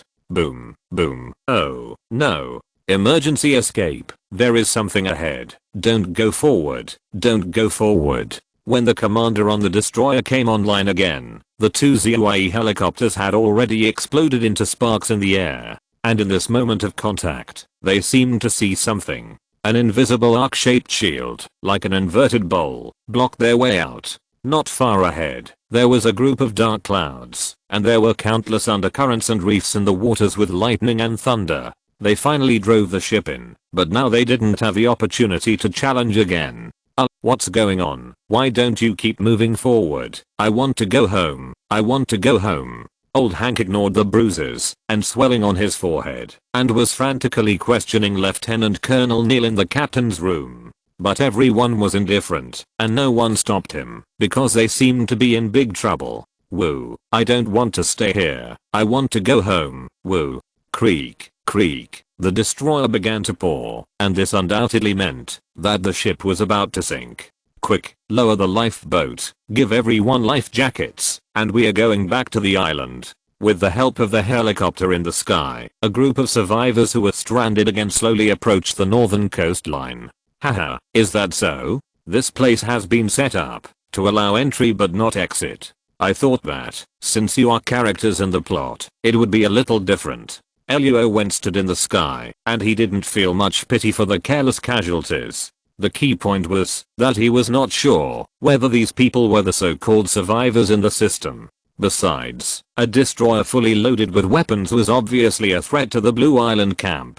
Of course, Luo Wen couldn't kindly remind them to let them avoid this ship collision crisis. He didn't continue to watch and began to fly towards the Blue Island camp in stealth mode. Chapter 272. The momentum is rising. The Blue Island camp has welcomed a group of newcomers. They are also survivors of the plane crash. Now they have changed their identities and have more than 3 months of experience. They are introducing the situation of their Blue Island camp to the new survivors. A complete administrative system and sufficient living supplies. Even in the 2 days, when Luo Wen was not in the camp, the waterfall workshop had assembled the generator set and was currently conducting the final debugging work. In just a few months, the Blue Island residents are undoubtedly lucky as they are also unarmed survivors, because Luo Wen appeared among them, not only ensuring their safety, but also providing rich material support. From the survival state of primitive society, a new change every day has taken them across several industrial advances. You guys, it turns out that all the changes here are because of Luo Wen. Haven't you ever doubted him? Could he be the alien who brought us here behind the scenes? Brother, are you overthinking it? Aliens catch mice for experiments, so there is no need for them to live with them. Besides, without us, Commander, wouldn't he be able to live more easily and freely by himself?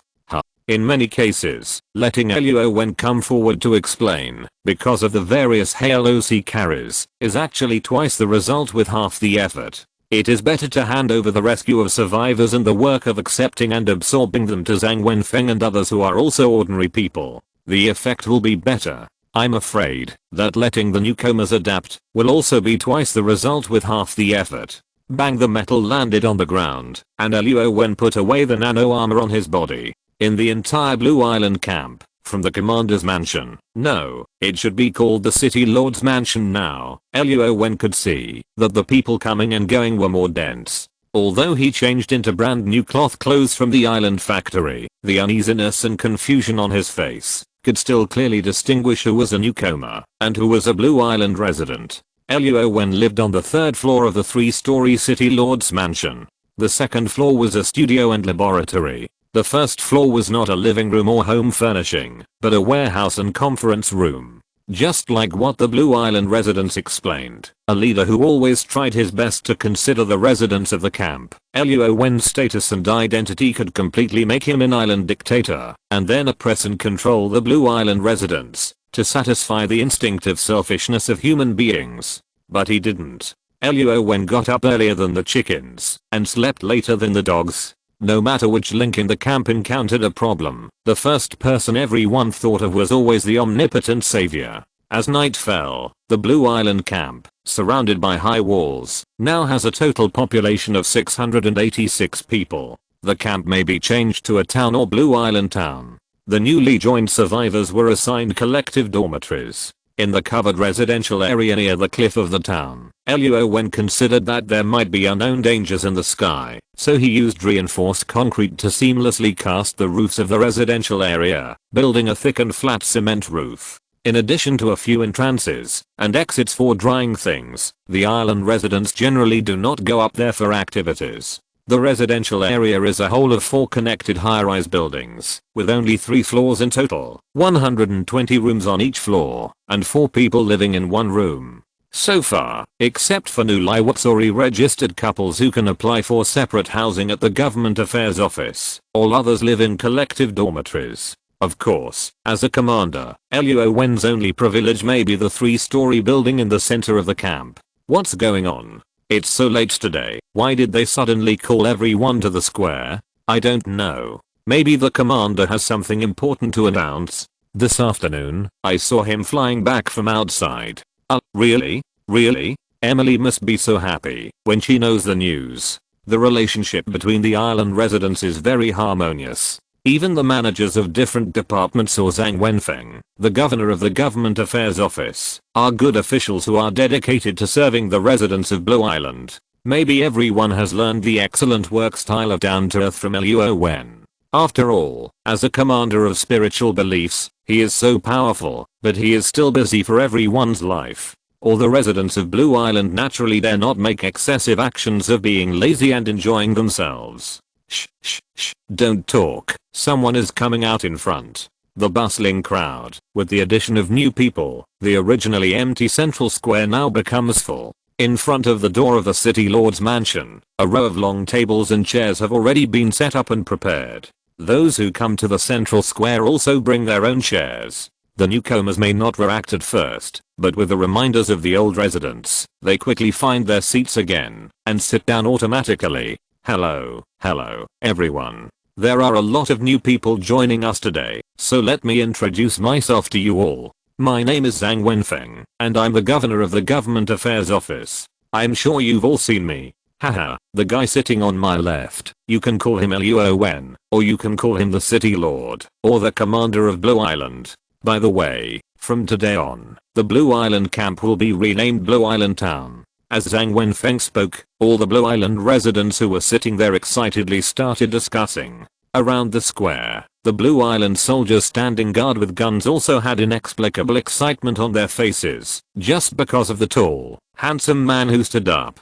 Snap! The street lights arranged around the square suddenly lit up, instantly clearing the uneasiness in the hearts of the new and old residents who had adapted to the darkness, as if they had seen the great light and infinite hope for the future. Wow, there is electricity, it's really electricity. Long live the City Lord, long live the City Lord.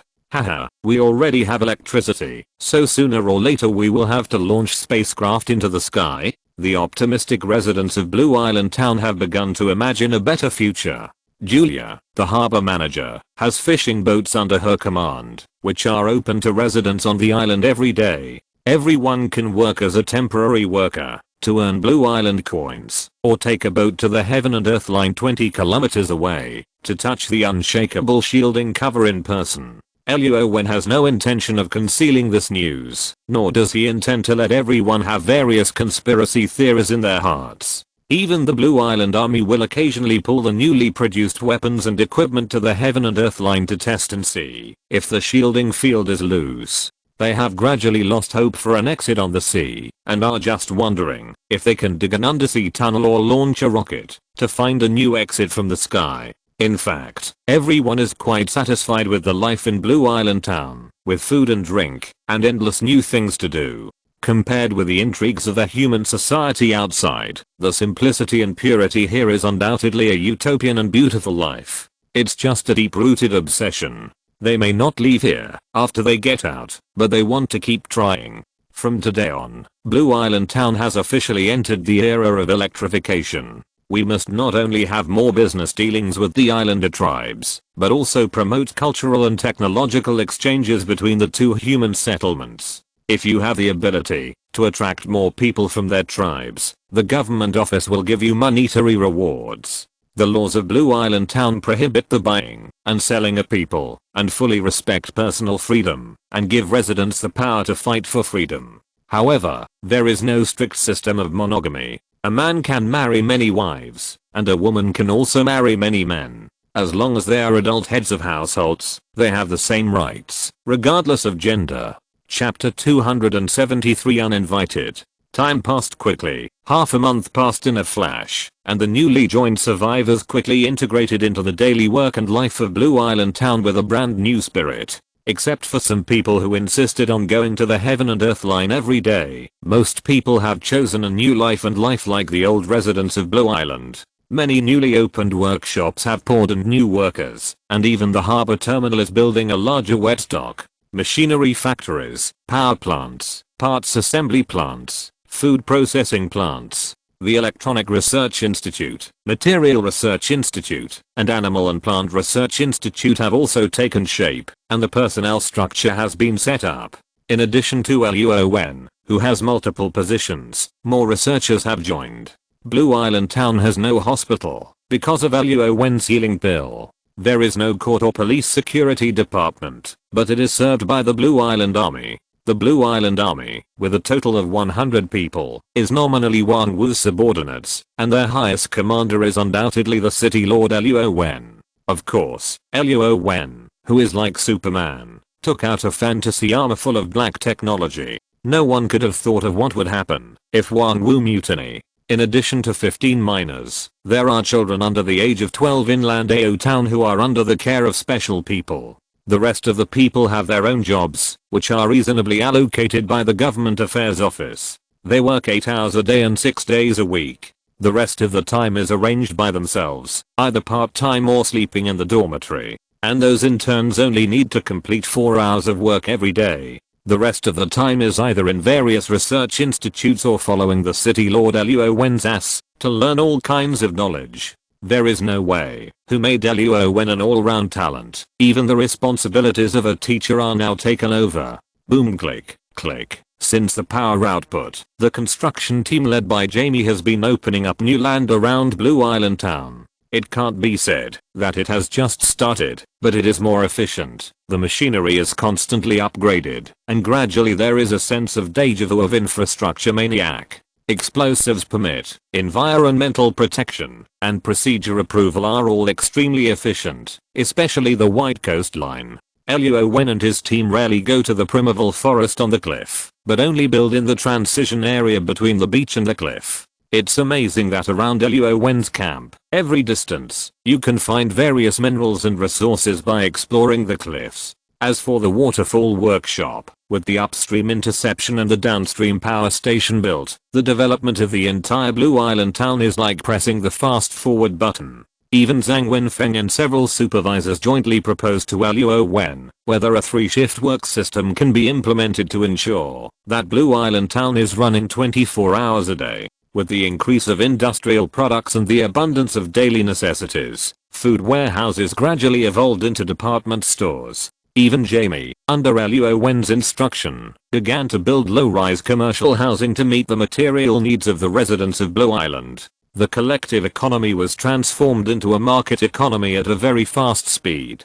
Luo Wen hesitated again and again, and decided to release the direct jurisdiction of factories other than power plants, seaports, and construction teams. Instead, he adopted a contracting system and opened it up to the island residents. Those residents who continued to work in the directly affiliated units also signed labor contracts and became an employment relationship. Of course, all treatments were better than those of private factories. However, in terms of production efficiency and innovation ability, without Luo Wen's active participation, the directly affiliated factories were obviously not as good as those private factories. The more desires a person has, the greater his motivation will be. The more material needs he has, the more he dares not relax his requirements for himself. Work, study, make progress, and keep moving forward. If he wants to buy a house, eat better, or become a manager of Blue Island town, and get a matching identity and status, everyone is working hard and dares not relax their own spurs. Damn. What's going on here? Isn't it an extremely dangerous deserted island? Isn't it an island where all kinds of terrifying creatures are rampant and extremely backward primitive people live? When old Hank, Conrad, Weaver, Shan, and Lieutenant Colonel Neil of the military arrived at the East Coast by helicopter, they seemed to see the incredible modern human civilization. Whoosh, the propeller cuts the airflow and flies here from the north. The helicopter's fuel has been basically exhausted, and even their temporary camp has no stock. Fortunately, they finally found Rowan's camp. The buildings are mostly grey and white. Luo Wen is rich, so he either uses reinforced concrete or special alloy castings. On the beach, there is a widened two-lane road, which is paved with the highest grade of special cement. From the central square to the waterfall workshop, the total length is more than 3 kilometers. On the right side of the road, there are factories for various purposes, all with large warehouses and production workshops. In addition to a 10-man troop stationed in the residential area, the Blue Island Army has its own sentry posts in the industrial areas along the way. There is also a military base armed to the teeth opposite the waterfall workshop in the north. Beep click, click. From the cliffs to the 10-meter deep sea, a 5-meter high, 4-meter wide, 1-kilometer long wall cuts off Blue Island town from the outside world. When an armed helicopter stopped not far from the exit, the alarm of the military base close to the city wall was sounded, and the Blue Island Army, which was lined up to attack, also set up a city defense Vulcan cannon on the city wall. Stop, report your name and purpose, and do not approach the city wall within 20 meters. Buzz. The open top armed vehicle was in front, and behind it was a 20-seat bus. Similarly, a mobile shooting position was modified on the roof, and a 6-barrel Vulcan cannon was installed. Luo Wen's refinery can already refine high-quality fuel that meets the requirements. Naturally, as an armed force, the army gave priority to the use of armored vehicles and transport patrol vehicles. Oh, this is too incredible. We thought at first that the camp that Luo mentioned was just a small gathering place for humans. This is a small city. Brooks opened his mouth wide and never closed it since he came in. Weaver, Shan, and Conrad, who had similar expressions, were all recalling the details of their time with Rowan. Silent, calm, and confident, they had many secrets hidden in them. Conrad, you have dealt with the Luo before. In your opinion, will he lend us a hand? Lieutenant Colonel Neil, with a cold face, no longer had the confidence and composure he had half a month ago. His eyes were miserable, and he had experienced a lot on the island. He was listless and pale. I think Luo is a good person who is willing to help others. He should not leave the people in distress to die. But, I hope that Lieutenant Colonel you can lower your attitude. How dare I not lower my attitude? There was no hope of escape, otherwise they would not have been at their wits' end before they put down their dignity and looked for the so-called camp run by modern civilized humans. Moreover, you really don't know until you see it. It's really shocking. With such a grand scale, the population of the camp must be more than 10,000 people. Shit, what is that? Rows of brand new beach villas appeared in everyone's sight. The semi-finished commercial housing was being erected one by one on the right side of the road by the construction team led by Jamie. Moreover, there were many coconut trees, flowers, and plants that were transplanted here. Chapter 274 Asking for Shelter. Oh, you mean, you want to live in our Blue Island town as a survivor? Yes, we can work, and we can help you study ways to leave this island. The black man with glasses nodded repeatedly, and when he looked at the handsome young man in front of him, he dared not have the slightest contempt or disrespect. Of course, as the mayor of this town, we are willing to obey your command of our troops during the refuge period, but you must guarantee the treatment and living security of our American soldiers.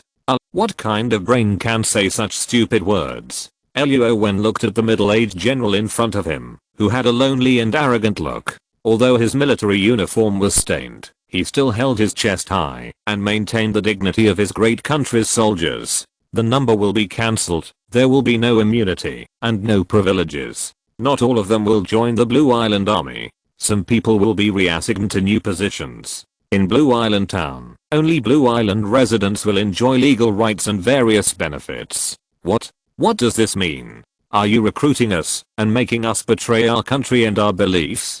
Neil was very angry, but he only argued loudly, not daring to question, let alone warn, because their weapons were not confiscated before they came in, and there was not even a little guard left in this conference room. He seemed to remember something vaguely. This Luo, it is said that he has a metal armor, and his strength is unfathomable. Besides, if they offend Luo, it is obviously impossible for them to walk out of this small city alive, which is not in line with their purpose of coming here. Those fierce, armed to the teeth soldiers make them even more daunting. It's not about recruiting, it's just stating the facts. At the beginning of our camp, everyone came from all over the world, but now they have become residents of Blue Island. In Blue Island Town, I don't allow people who don't fit in, and I don't want to see people who destroy unity. But, if the US military breaks through the barrier one day, aren't you afraid of the Army's revenge on you? Haha. Neil, who looks fierce, but is actually weak, obviously has begun to waver in his inner beliefs. In half a month, he has tried all kinds of attempts. On the long northern coast, there are stranded ships everywhere, as well as giant creatures in the primeval forest. This is hell, and it is a hell that you can never get out of. I'm not asking you, nor am I actively looking for you to cooperate. Either agree to my conditions, or please leave Blue Island Town. No, Luo, I'm willing to join. Instead of starving outside, I still think Blue Island Town is better. And me. After confirming the US military survivors again and again, Luo Wen dared to be sure that they were indeed from another time and space, and were not from the same world as the survivors of the plane crash. Of course, after accepting this group of 232 people, Luo Wen's Blue Island town, from 385, then 686, and now 918 people, has been infinitely close to the 1000 population mark. Moreover, unlike the previous more boys and girls, the addition of the large US military force instantly equalized the ratio of men to women to 1:1. More importantly, this group of people either received military training, or were senior intellectuals with the title of researcher. Blue Island Town then established a naval force, which was led by the newly joined Neil. The original lieutenant colonel rank was naturally invalid here. The Blue Island Army has a total of only 150 people, and the 100-man army will not have so many soon, because the armed helicopters researched and produced by Blue Island itself will be offline. At that time, the 150-man army, the Navy, the Army and the Air Force will only have a pitiful 50 people each. The 50-man organization, 10 people in a small team and 50 people in a large team, does not need such a complicated military rank system. Only simple positions are different. However, there were more than 700 people left. Luo Wen made full use of them. Although he wanted to fill them into various research departments, he still gave them a chance to freely choose their careers after allocating collective dormitories and issuing Blue Island residents. Half a year later, that is, 6 months after Luo Wen came to this huge island, Conrad called it Skull Island, and the Blue Island residents called it Blue Island. In the mouths of primitive people, they felt that this was the whole world and the continent where they could survive. On the south side of the island, another large passenger plane, with billowing black smoke, and the whole plane full of terrified cries, plunged into the cold sea. Landao number 1, Landao number 1, this is the base observation center. A distress signal has been detected in the southern sea area. Please rush to rescue. In an elevator, connected to a cliff, Luo Wen's Heng looked through the glass curtain wall at the increasingly prosperous and lively Landao town. Not only are there many more shops on both sides of the road, but the coconut trees shade the hot sun above, allowing those idle Landao residents to enjoy the beach, seawater, and shopping. Buzzing one motor vehicle after another, as well as buses, from the waterfall workshop in the north to the central square in the south, are endless, with a sense of excitement. Oh, by the way, today's Landao Avenue has been paved with asphalt, and widened to 4 lanes. It is wider and the driving texture is quieter and more comfortable. The heavy and opaque old residential area has now become a material warehouse and a large shopping mall. On the beach from south to north, many houses and residences were built, including townhouses, single-family villas, and towering elevator houses. At the northernmost military base, a large area of cement ground was leveled and hardened, with white indicator lines and a flight control center with radar. The neat hangars were busy with a large number of people. A military port was built in the south, and the same city walls and defense were handed over to the Blue Island Navy. At this time, the entire Blue Island town had a population of more than 2,000 people, reaching a scale of 2,054. Most of them were young people who were married from the island tribes, or teenagers who came to study and work, and then chose to stay in Blue Island after graduation. There were 100 Air Force personnel, 200 Navy personnel, and 200 Army personnel. There were a total of 154 minors, 450 interns, and 950 adult ordinary residents. In the past 3 months, the Blue Island government office has registered a total of 354 couples. Of the 154 rapidly increasing minors, they are not the descendants of Blue Island citizens. Half a year is not enough for a natural birth. Instead, they are the new population brought by the islanders. Of course, if another half a year passes, Luo Wen believes that the first baby boom will appear in Blue Island town. Ding. The elevator went up to the top of the cliff. Luo Wen put aside his thoughts and walked towards the observation center. It was because of the radar, the observation center, and the establishment of the Air Force that Luo Wen slowly let down his guard and allowed citizens to move freely under the blue sky and white clouds. City Lord, why are you here? Do you need me to notify Supervisor Nevs? Well, no need, I can go there by myself. You guys just work first, and don't worry about me. Haha, it's quite funny to think about it. Originally, the purpose was to build a land satellite, but because of King Kong and the skeleton lizard, Nevs thought that his life's research would fall through. Unexpectedly, there were unexpected turns. With the help of City Lord Drown, he successfully established the Blue Island Observation Center.